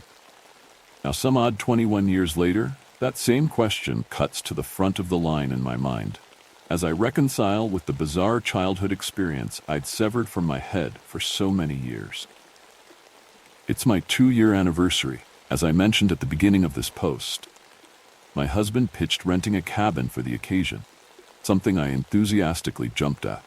When it came to romantic gestures, this was more bombastic than anything he'd ever done or anything I'd experienced before. Our love story origins are pretty unremarkable. We actually met as part of a local hiking group and struck it off immediately. 5 years of boyfriend-girlfriend, 2 years of husband-wife. It's strange to me as I write all of this now that the traumatic experience of watching the Timberbrook guide didn't subconsciously put me off of hiking forever. As I push myself to wonder why, can't help but find those carved sigils popping up in my head again. Hubby and I drove into the secluded area, and as we got closer, there was a familiarity to the surroundings that I couldn't quite shake. The uneasy gut feeling was manageable at first. Unfortunately, when paired with my husband's increasingly bizarre behavior on the trip, it became harder to ignore. We were supposed to be spending quality time together at the cabin. Instead, he was quiet, stern, always looking outside. He was waiting for someone. Then at night, after what I tried to justify as just an unbelievably off day for him, I woke up to find he wasn't in bed. I left the room, creaked down the stairs to ground level to see him sitting on a couch and staring at the TV. Before I even saw what was on screen, the musical chimes and soothing ambient tunes I heard brought the flood of memories back. I saw the title cards on screen, the stairs, followed by friends, followed by midnight. And he was transfixed. I ran back upstairs and locked the door to the bedroom. After that, I tried to recall anything and everything I could about the video, and noted it down in this post. Now I'm trying really hard not to panic. In an hour, I swear the tape has looped 10 times over, judging by the muffled and obscured sounds coming through the wall. Finally stopped only a few minutes ago. Now he's at the door. He's trying to reason with me. He says there's nothing to be concerned about, that we should go outside, that he wants to show me something cool in the woods nearby, some passage in the ground. As he says it, I can tell there are other people standing there with him, trying to stay quiet. It's only him talking. Still, I can hear their presence, their breathing. I'm having to keep the part of me that wants to jump out the window and run into nowhere at bay. After all, I can see that there are people outside too. They're in the woods, barely peeking out from behind the trees. Whole crowd who look very much like the members of that same hiking group I met my husband at. I can hear the tour guide's voice in my head again, more vivid. He really did say it, both sincerely and sarcastically. Best of luck. Just when you thought it couldn't get any more chilling, the night reveals yet another horrifying secret. Let's dive into the next story that will keep you on edge. New house, lost cat. Something weird going on here. When my son, Alex, and I moved into our new house at the edge of town, it felt like we were stepping into a place that had been waiting for us. Almost like it had been holding its breath, waiting for someone to fill its empty rooms. The house is old, with walls that seem to lean in a little too close, as if listening to everything we say. It was supposed to be a fresh start for us, but from the moment we walked through the door, something felt off. Our cat, Chewy, picked up on it immediately. He's always been a little skittish, but that day, he was on edge, prowling the rooms with his ears twitching at every creak and groan of the old floorboards. I tried to brush it off as just nerves from the move. Chewy had never been fond of change, but I couldn't shake the feeling that something was wrong. "Alex," I remember saying as I glanced at the open door, "be careful with the door. We don't want Chewy getting out in this new place. Who knows what's out there?" Alex nodded, but you know how kids are, easily distracted. He was excited, eager to explore the new house, and I didn't think much more of it. I should have been more cautious, though. I should have kept a closer eye on the door. It happened late in the afternoon. I was busy unpacking, trying to make the place feel a little less strange when I heard it. A soft thud, the sound of paws on the porch. I turned just in time to see Chewy darting out into the yard. The door had been left ajar, just for a moment, but it was enough. "Alex," I shouted, panic tightening my throat. "I told you to keep the door closed." He froze, guilt all over his face as he realized what had happened. "I'm sorry, Mom," he mumbled, but I was already moving, rushing to the door, my heart pounding as I scanned the yard for any sign of Chewy. But he was gone, disappeared into the gathering dusk like a shadow. I grabbed a flashlight, pulled Alex outside with me, and we started calling for him. I know it sounds silly, but Chewy's always responded to this ridiculous call we made up. "Cha-cha Chewy, woo-woo, where are you?" It was something my late husband came up with when Chewy was a kitten. We used to laugh about it, and somehow it just stuck. But standing there in that strange neighborhood, shouting those words into the dark, felt wrong. It felt like we were disturbing something. As we wandered through the streets, everything felt off. The neighborhood was unfamiliar, sure, but it was more than that. The houses seemed to blend together, the streets winding and twisting in ways that didn't make sense. It was like we were walking in circles, but each turn led us somewhere stranger than the last. The whole time, I had this gnawing feeling that something was watching us. We turned a corner and saw a street post covered in old flyers. They were all for lost cats, their faces as faded and forlorn. Some looked like they'd been there for years, untouched and forgotten. A chill crawled up my spine. I wanted to turn back. Something kept us moving forward. That's when we met the old man. He just appeared out of nowhere, stepping out of the shadows like he'd been waiting for us. His eyes were cloudy, and he had this thin, uneasy smile that made my skin crawl. "Lost your cat, have you?" he rasped, and there was something in his voice that I didn't like. "Yes," I said, not sure why I was even answering him. "Have you seen him?" He nodded, but the way he did it, slow and distant, made me think he wasn't really talking to us. I've seen many cats come and go. Had one of my own years back. Smart cat, but one day he just up and vanished. Called for him, just like you're doing now. Cha-cha Chewy, woo-woo, where are you? He repeated the call with this twisted grin, and my stomach turned. His story got worse. He started talking about how his cat had wandered into the woods, where the trees grow thick and dark, and how something else had found him first. Something old and hungry. He said people around here talked about a witch, or something even older, that fed on lost things, cats, dogs, whatever strayed too far from home. I should have walked away then, but I was frozen, listening to this man's twisted tale. When I finally managed to pull Alex away, I felt like we were running from something we couldn't see, but could almost feel, lurking just behind us. We didn't find Chewy that night. We went back to the house empty-handed, and it felt different somehow. Oppressive, like the walls were closing in. The wind picked up, howling around the corners of the house, rattling the windows. I couldn't sleep. I just lay there, listening to the storm outside, thinking about Chewy, about that old man's story. And then, just as I was starting to drift off, I heard it. "Cha-cha Chewy, woo-woo, where are you?" It was faint, carried on the wind, but it was there. My heart stopped. Call was twisted, distorted, like something was mocking me. Beneath it, I could hear laughter, soft and cruel, like the wind was whispering secrets I wasn't meant to hear.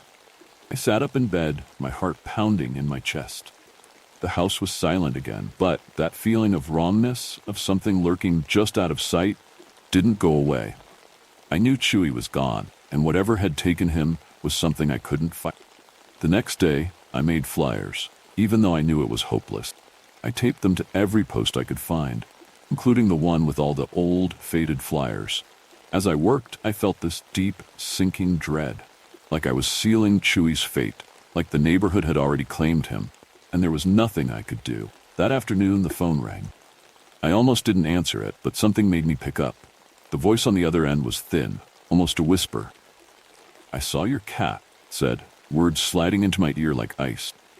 I could barely breathe. "Where? Where did you see him?" There was a pause, a breath of static, and then the line went dead. That night, the wind picked up again, howling around the house, and I woke to the sound of voices outside. "Cha-cha Chewy, woo-woo, where are you?" It was louder this time, closer, and there were more voices now, all blending together in this twisted, mocking chorus that made my blood run cold. I crept to the door, heart hammering in my chest, and looked through the peephole. The night outside was thick with shadows, the wind screaming like a living thing. And then the doorbell rang, sharp and sudden, a knife cutting through the dark. I jumped, my hand flying to my mouth. I opened the door slowly, my hands trembling, and there on the stoop was Chewy, or what was left of him. His body was twisted, broken, his fur matted with blood. His eyes, once bright and full of life, were dull, empty. I stumbled back, tears blurring my vision, but as I backed away I felt it. Coldness seeping into the room, something darker than the night pressing in on me from behind. Slowly I turned, my breath coming in short, ragged gasps. There, in the shadows, was a shape. Twisted, barely human figure, its eyes glowing with a sickly light, its mouth curled into a smile that dripped with malice. It leaned in close, breath icy against my ear, and whispered, in a voice that was mine and yet not mine, a voice that echoed with the weight of every lost call, every unanswered plea. "Cha-cha Chewy, woo-woo, where are you?" I don't remember what happened next. Maybe I passed out, or maybe I just blocked it out. All I know is that when I woke up, it was morning, and the house was quiet again. But the feeling of dread hasn't left me. I still hear that voice sometimes, late at night, carried on the wind, calling out to me. And every time I hear it, I know that whatever it was, it's still out there, waiting, and it's not done with me yet. The echoes of our previous tale still haunt the night, but now we turn the page to a fresh nightmare. Hold on tight as we enter the realm of another unsettling story. I'm never camping again. This is my first story ever. I hope you guys enjoy. I lost my dad 2 years ago while we were out camping. I'll never forget anything about that day. It was an early morning in mid-October, and as usual, Dad was ready for the annual camping trip. "Son, get up, get dressed, and let's get a move on," Dad said. My eyelids peeled open slowly as my body booted itself on. "I'm up, Pops, just got to get my gear together," I said. "Be down in 15. I lied. I got dressed, grabbed my bag, and headed downstairs. Dad was outside checking the engine on the truck, and Mom was watching the news in the kitchen. Dad said, "Send you out when you came downstairs," Mom said. I ran over to my mother and gave her a kiss on the cheek. "Love you, Mama. I'll see you in a couple days," I said. She said it back, hugged me, and shooed me off. Dad was getting the last bit of the equipment packed, so I decided to put my stuff in the car and wait for him to finish. "Son, come help me with this." Dad said I made my way over. "What's wrong, Pops? You getting too old for this?" I laughed. "You'll never be too old to whoop your ass." He laughed. All of a sudden, my father's demeanor completely changed. "Tony, if anything ever happens, son, never go camping again," said cryptic. "What's that supposed to mean, Dad?" I said, but he ignored me and kept going. He acted like he didn't just say that to me. I kept loading gear and just ignored it. I helped him with the rest of the equipment. We loaded it all up and got into the truck. My dad was a very kind man. Give you the shirt off his back kind of guy. He was funny, caring, and made you feel like you could conquer the world.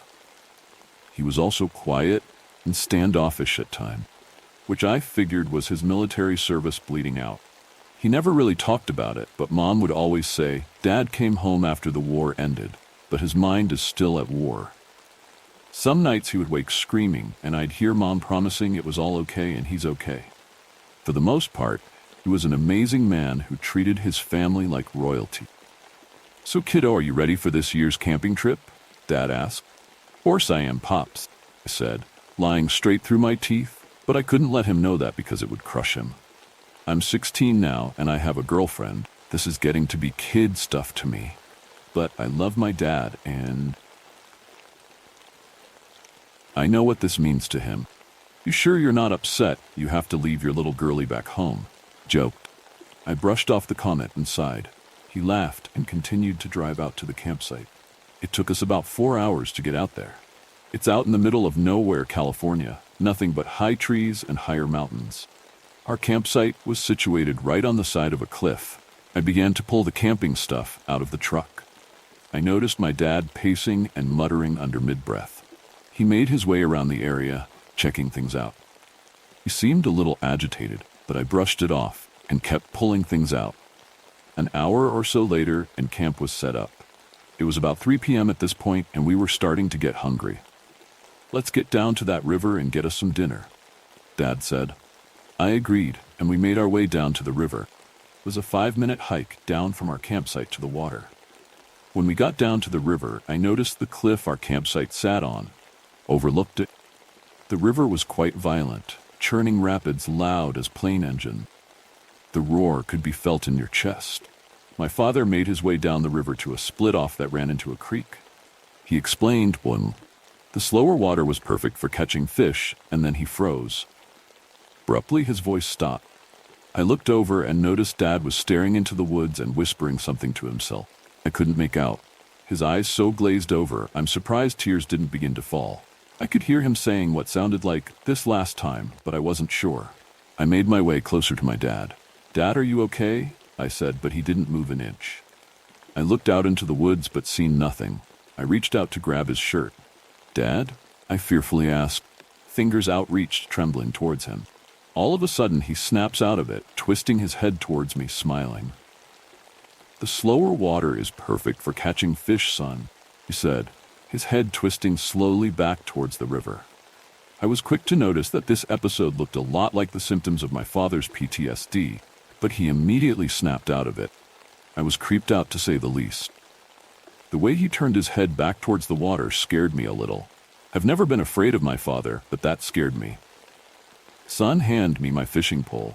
Let's see if we can get us some grub," said. I handed him the pole and we began to fish. We caught what seemed like 100 fish. It basically turned into sport, seeing who could catch the most. The entire time we were fishing and laughing, the episode played in my head on repeat. I tried my best to just forget it and enjoy the day with my dad. We went back to the campsite after fishing for a couple of hours. We scaled the fish, gutted them, and skewered them on some branches and began to cook them. Dad grabbed a beer out of his cooler, sat down with a piece of wood, and began to whittle it. I stood at the cliff and looked at the river. I grabbed a rock and chucked it down into the water. I'd say we were about 75 feet up, but I wasn't sure. I turned and looked at my dad, wanting to question him about what happened today. I couldn't. Maybe I was too afraid to trigger his PTSD. I'm not sure what it was, but I couldn't. Dinner finished and we sat down to eat. Besides the creepiness of the day, I'd say it went pretty well. Dad cleaned up the dishes and I started to gather more wood for the coming day. By this time, it was about 8 p.m. and we were winding down. "How was your dinner, son?" he asked. "It was awesome, Dad. Thanks for cooking," I said. He shot me a thumbs up and started whittling the wood again. "Hey, Dad, what happened to you on the river today?" I worriedly asked. "What do you mean?" he asked. "You froze up, Dad, and repeated something you just told me." I said, "Froze up? What are you talking about?" He asked, agitated. "It was nothing, Dad. You must not have heard me." I said, "I haven't been sleeping very well, that's all. Don't worry about it, okay, son?" He said, calming down. He gestured over to his sleeping bag. "I'ma hit the hay, son. I'll wake up early morning so we can go hunt." He said, "All right, good night. Love you, Dad." I said. He disappeared into his tent and I did the same. I fell asleep quite fast from the activities of the day. All of a sudden, I'm woken up to a scream. Not just any scream, but it sounded to me like the scream of someone being tortured. As soon as I sat up in my tent, it went quiet. No bugs, no fire crackling, no river, nothing. I unzipped my tent slowly and stuck my head outside. It was pitch black outside except for the glow of the moon on objects. I climbed out of my tent and made my way to Dad's tent. I unzipped it and stuck my head in. "Dad, are you okay?" I said. All I could hear was my father mumbling in his sleep. My father was having a conversation with himself. "You can't take them, they're my family," he whispered. All of a sudden, a voice came out of my father that couldn't have been his own. A deep, guttural voice, almost demon-like. "I will take you, then I will take them." It growled. I stumbled backwards out of the tent and fell to the ground. "Tony, are you okay?" Dad asked, peeking out of the tent. "Yay, sorry, Dad, I was just checking on you," said. "Are you okay, Dad?" I asked. He shook his head, yes, and told me to go back to bed. The rest of the night was calm. I laid in bed for an hour or so, playing what I just heard over and over again in my head. I'm not sure what to chalk it up to, but I was almost certain that wasn't PTSD. Following day, it was pretty normal. We hiked around some, fished some more, and gathered wood for the night. He didn't say much all day and seemed irritated. All in all, another good day. I dared not ask Dad about what I heard him say in his sleep. I'm not even sure he would have told me. "All right, son, I'm out," Dad said. "Love you, Pops. See you in the morning," I said, not knowing that was the last thing I'd ever say to him. When I got into my tent, I could feel anxiety creeping up my back. The events of last night burning into my memory. I forced myself to stop thinking about it. I began to tell myself to calm down and man up. All of a sudden, a noise that I can only describe as bones and meat squelching moved through our camp and towards the cliff. I stood up and looked around in the darkness. That's when I noticed it. A silhouette of my dad standing completely still on the cliff's edge, whispering and looking down at the river. I gasped in horror and began to sprint towards my dad. I got about 10 feet behind him and froze. I could finally hear what he was saying. "You can have me, but not them. This is the last time you hurt me," he said, whispering. "Dad, are you oh?" Before I could even finish the thought, my dad looked back at me and said, "Never agree to go camping again, son," and he leapt off of the cliff. "No," I screamed. The shock I felt almost made me pass out. I stood there, emotionless, not understanding what just happened. Feelings slowly coming back to me, I began to sob. I ran to the cliff's edge, but there was nothing I could have done. Staring into the darkness, listening to the roar of the river below, reality began to set in. I need to get help right now. I grabbed the keys and hopped into the truck and drove all the way home to get help. I drove home in shock. I could swear I kept seeing my dad in the back of the truck. The entire 4-hour drive was a blur. I got home and rushed to my mother and explained to her what happened.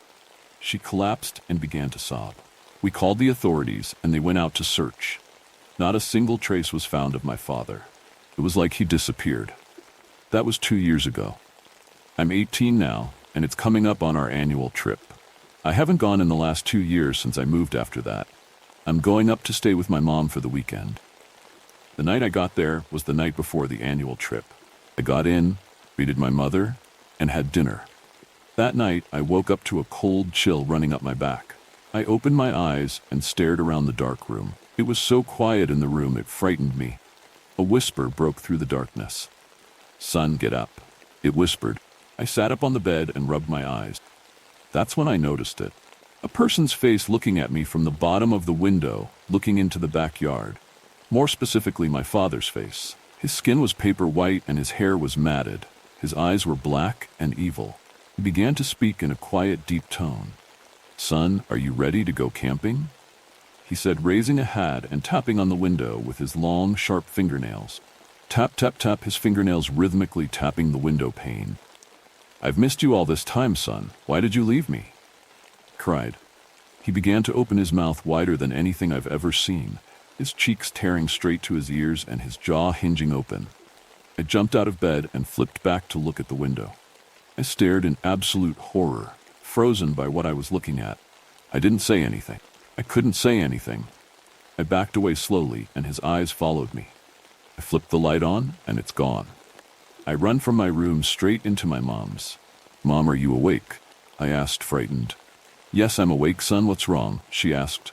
"Mom, we need to leave right now. Something is outside," and just then my mom cuts me off. "Can't get you, son, if you don't agree to go camping," she said as she rolled back over and went right back to sleep. "Mom, what the hell is that supposed to mean?" I yelled, but she ignored me. Confusion and anger had set in at this point. What was going on? This is crazy, I thought to myself. Did I really just see my dead dad staring at me through the window? I decided to step outside and see for myself. I'm not going to be able to ever sleep again if I don't figure this out. I walked around the house to where my window was, and nothing was there. Just the woods behind our house, and nothing more. "Want you go camping with me, son?" Voice called from the woods. "Want you please?" I stopped moving and slowly turned to look at the woods where the voice came from. "I'm going to get you, just like I got your dad," it yelled in a piercing screech. Just then, a bright white figure, completely naked on all fours, scuttles out of the woods towards me and begins to scream horrible screams. I fall backwards on my ass and close my eyes, waiting for the inevitable end.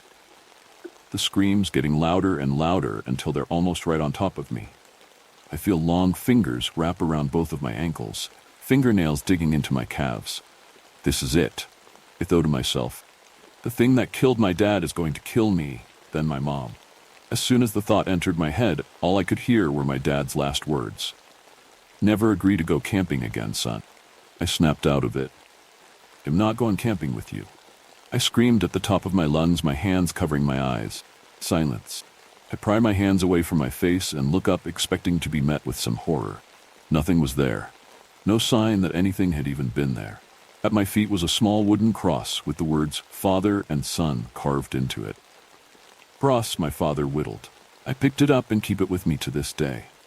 I'm not sure if I'm going crazy or not, but I know this for sure. I'm never camping again. I'm never camping again, Pete 2. I sat there on the ground for what seemed like an eternity, my mind lost in what I just experienced. Am I losing my mind? Monsters are real? Then another thought popped into my head. What does my mom know? I stand up and dust myself off. I gather my broken thoughts and I make my way into the house. I step through the threshold and my anger takes hold. "Mom," I yell, staggering into the house. "What the fuck is going on?" I said, confused and angry. "I knew you would be okay, son," she said calmly. "Mom, listen to me right now. You know something about what's going on and I need to know what." I said. Mom hands me a letter with one word written on it, "Son." I grab the letter and don't say a thing. I walk to my room, look at the window. Face I had seen moments before burned into my memory. I hesitantly step into my room and sit on the bed. I slowly open the letter and begin to read. "Son, I want to start by saying I'm sorry for what's happening to you. We'll start by explaining what we know for sure about the man. For years our family has dealt with this entity, or whatever it is. My great-great-grandfather met a man who offered him wealth beyond his wildest dreams. But there was a catch. The man demanded 2 souls every 5 years. That was not possible, then he must return to a place he was happiest and give himself to the man. First child of the man must survive the first encounter with the man, or the curse is lifted and moves to another family. My grandfather, growing up poor with nothing to leave his family, accepted the deal. He lived for 25 long years, inevitably falling victim to the man. Now some years later, and here we are. I watched my father go basically insane. He wouldn't talk to anyone and he locked himself in his basement. I never heard my father tell me he loved me until the day I lost him. I promised myself I'd figure a way around that. I chose war instead of cold-blooded murder. When I was your age, I watched my father walk into a bathroom at a baseball game, and he never come back out. Before he went in, he told me that he loved me and never agreed to go to a baseball game again. He gave up and pushed the curse to me. It's hard to accept, but I too will disappear. You will have to push through the loss of me and fight to figure out how to end this curse. My father lived till 53, curse given to him at 18. My father took 14 lives in order to protect me as long as he could. At the time of writing this letter, I have given the man 6 lives. I wish I could give you more time, but I cannot bring myself to take a life for no reason. War was an excuse, a way to bury the demon that the man ultimately wants you to become. I was forced out of the military due to mental health issues. It feeds off of the fear and dismay of others. You will hear him, see him, and feel him. He will torture you in ways I can't even begin to explain. He will talk to you and show you things that will disgust you. You have to ignore it and go on with life as long as you can. It's all a big test. I couldn't figure out how to stop the man, but you can. I've questioned why we keep having children knowing what we know, but I believe we do this so another family doesn't need to suffer. No matter your decision, son, do not let the darkness take hold. Do what you must to live life. Keep our secret to yourself, and remember the father I was, son. I love you more than you'll ever know. Dad. I folded the note and put it in my pocket. I couldn't tell you where my mind was at that exact moment. How do you closet the things I've seen? Do I have it in me to kill someone? My mind went blank and I started to panic. A noise at my door catches my attention. Knock, knock. Mom says, oddly calm. Did you read the letter, son? He said. Yea, Mom, I did. I said, tears welling. Before your father and I got married, he told me the story. I chose to stay with him and take on this burden together. I chose to give him a son to help end this thing. She said, Mom, why couldn't Dad tell me about this before any of it happened? I asked. She explained to me that they didn't tell me because they didn't want my childhood ruined. I understood that, but thought maybe a little warning would have went a long way. So now I'm cursed? I asked fearfully. Yes, son, you are. She said calmly again. Of course I thought it was weird she was so calm, but she did deal with this for the last 20 years. I stood there confused and afraid. Curse pinned to me like an evil little sticky note for later. Nothing I could do or say could make my mind slow down. God damn it, a curse, huh? I thought to myself. Whatever you decide to do, son, it'll be behind you the whole way. She said. So the man doesn't bother you at all? I asked. No, that's not how it works, son. She said. As far as your father knew, there were no real rules to follow. The man requires 2 human souls every 5 years or you die. That's that. She said. Oh, great, Mom. Let me get right on that. My sarcasm bleeding through my anger. Kind of a lot to unpack, Mom, don't you think? Said. You're right, Tony. It is a lot to unpack. So unpack it now because you don't have much time. She said. What is that supposed to mean, Mom? Asked. My mom was acting as though none of this mattered. Just a mosquito bite on her leg, nothing more. She sighed and turned her back to walk away. Before going downstairs, she turned to me and said, You're a good boy, Tony. It's your turn to try and end this. I know you can do it, son. Your father tried and failed, but he tried. He was an amazing man, you know that. I don't mean to frighten you, son, but this is your reality now. The sooner you accept your fate and move on, the sooner this can stop once and for all. At this point, I really started to think I had lost my mind. There was no way this was all happening to me. I was waiting to wake up, then I snapped out of it. I remembered how bad my dad had gotten leading up to the night he died. I can't be like that. I can't say I was too enthusiastic about meeting this man, but I needed to understand what I was up against. Okay, Mom, he'll do it. For Dad. I said. I pulled the cross Dad carved from my pocket and held it tight. The thought of a horrible monster coming to see me was unsettling, to say the least. But it didn't happen like that at all. After my conversation with Mom, we agreed that I should settle in and move back home. I needed to go back to my house to grab a few things. I arrived at my home and started to pack things into my car. Then it happened. The lights in my home began to dim, corners of the room becoming swirling darkness. It's nice to finally meet you, Tony. A deep, dark voice softly said from my living room. I moved out of my room and slowly crept down the hallway to the living room. There in my living room, sitting on my couch, the man. He was quite tall, with long arms and long legs. Long, sharp fingernails came from his long fingers. Sitting perfectly straight, with his hands on his knees, a face like cracked porcelain, but with a skin-like quality. No hair at all, and his lips were pale blue. Eyes are what got me the most. Just 2 deep black sockets in the face. As I step into the living room, the man slowly twists his head towards me and says, The slower water is perfect for catching fish, son. Said in my father's voice, Your father gave in just like you will. You owe me souls, boy, and I'm here to make sure that happen. Said dark. What are you? I asked, quivering. I'm a family friend from way back when. I actually knew your daddy. Ha! He began to manically laugh. Please, I begged. The man's face began to twist with rage, his long arms sticking straight up and lifting himself onto the ceiling, the snapping of bones and the sound of squelching flesh emanating from his movements, almost spider-like. He skittered across the ceiling directly into a dark corner and disappeared. I've got to get out of here, I thought to myself. As I began to run towards the front door, a man stepped out of the darkness and stopped me right in my tracks. He stood directly in front of me, silent and still for a moment. He slowly lifted his hand and raised a finger towards my shoulder. He drove his fingernail into my shoulder and grabbed me by the neck with his other hand. White-hot pain shot through my arm and chest like someone set me on fire. Remember this, pain boy. It's just the beginning. I want my souls, or you can join your family, he said through dagger teeth. His finger twisting in my shoulder and his grip loosening on my neck, I let out a scream. Your fear is delicious, much better than your father's, he said with his tongue outstretched towards me. The man pulls his finger back and drops me to the floor. His maniacal laughter so loud the house is vibrating. My ears begin to throb, his laughing getting louder and louder. Glass starts to shatter all around me. I cover my ears and close my eyes as I fall into the fetal position. Sound stops almost immediately.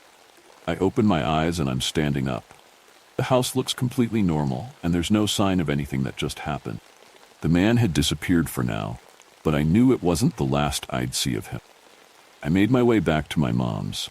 No matter what I kept telling myself, I still felt like I would wake up at any time. The drive back to mom's was pretty dark, my mind wandering into parts unknown. I forgot the entire drive when it was all said and done. I pulled up to my mom's house and sat in the car for another 10 minutes. I took a deep breath, opened my car door, and made my way into the house. I greeted my mother. Not a word spoken about the man at all. I get to my room and drop into the bed, exhausted from everything. My mind was blank and I was calm. Apparently the man didn't like that much. A hand springs from my mattress under me and covers my mouth, while the other arm slithered around my torso and held me against the bed. Face began materializing out of my pillow right next to my head. "Never forget me. I am you," he whispered into my ear. I didn't move even slightly. I could feel the fear building inside of me like some sort of fucked up boiler. He was feeding on it, and it seemed to delight him. Are the souls just a way to keep the victim fearful? You kill because you're afraid to die. That fear alone seems to satiate its hunger. But how do you not be afraid of something like this? The entire thought was cleansed from my mind at an instant. A long sandpaper-like tongue scrapped across my forehead down to my neck. "You owe me, boy, and I expect payment," the man said through a sinister smile. His arm slithered back into the mattress, and his face disappeared into the pillow. Haunting laugh fading into nothing. I began to sob, finally breaking down. All of this because of money. Why? I kept thinking to myself, why would you put your future generations in jeopardy for wealth? I said out loud. I sigh and wipe the tears from my face, remembering my father's note and the way he said to ignore it. I'm not sure how to do that, but I'm going to need to find a way. I passed out and woke up the next morning to an eerie calmness. How often was this thing gonna show itself to me? Thought. I got through most of the day pretty normally. Went to bed that night and woke up again with no sign of the man. I could feel him though, if that makes sense. His eyes burning into my back. 5 months go by and nothing. Aside from the weird feelings of being watched and whispers every now and then, it was basically uneventful.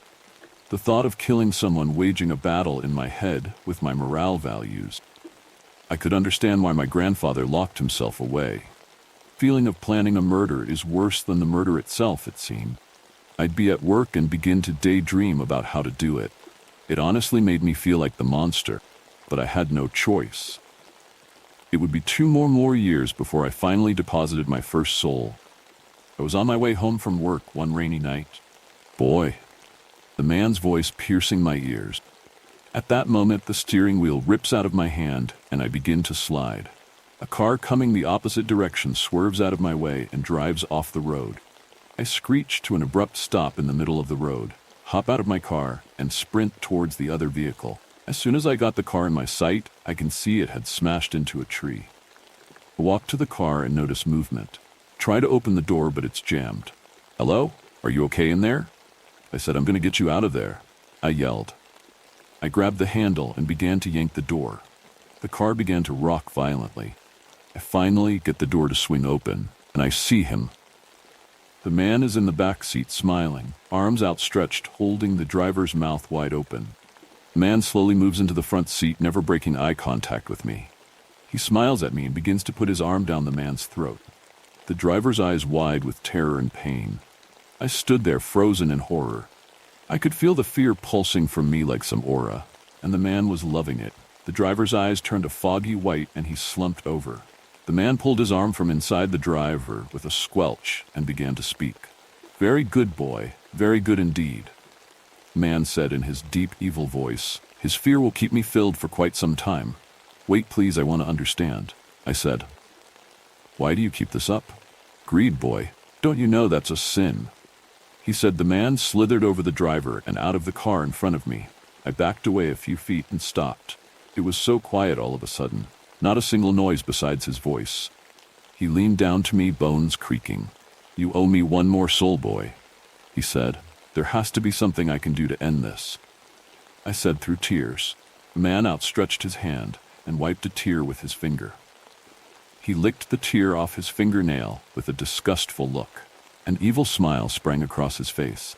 "It's your fear I want, boy, not your sadness," the man said as he turned around and grabbed the driver's body from the car and began to use him like some hellish marionette. "Don't go camping, son," screamed in glass-shattering screech as he began to move the driver. "I love you, son," it began to chant over and over, the driver's limp, dangling limbs moving left to right, his mouth hanging agape. He moved closer until the driver's feet were dangling in face. That familiar feeling of pure terror emanating from my body. His evil song flooding my mind like some fucked up hymn. I clenched my eyes shut and covered my ears. "Nah!" I screamed so damn loud I nearly passed out. I opened my eyes, and again it was like nothing happened. Again, I was clutching the cross my father carved. Like some impulse my body had to this trauma. The driver had succumbed to his injuries, and it was found to be an unfortunate accident. If I wasn't crazy before, I sure felt crazy now. I may not have directly killed the driver, but I wasn't strong enough to ignore the man. I lay here in bed, not afraid or sad, but calm. I knew I wouldn't see the man for a while. I still had time to figure out the last soul before my next 5 years. That night, I dreamt of the driver's silhouette dancing in the moonlight on the road, the sound of squelching and bones snapping. The man standing in the background, quiet, staring, silently smiling. I'm not sure what that dream was, but I needed to figure out what was next. I have to find a way to end this curse.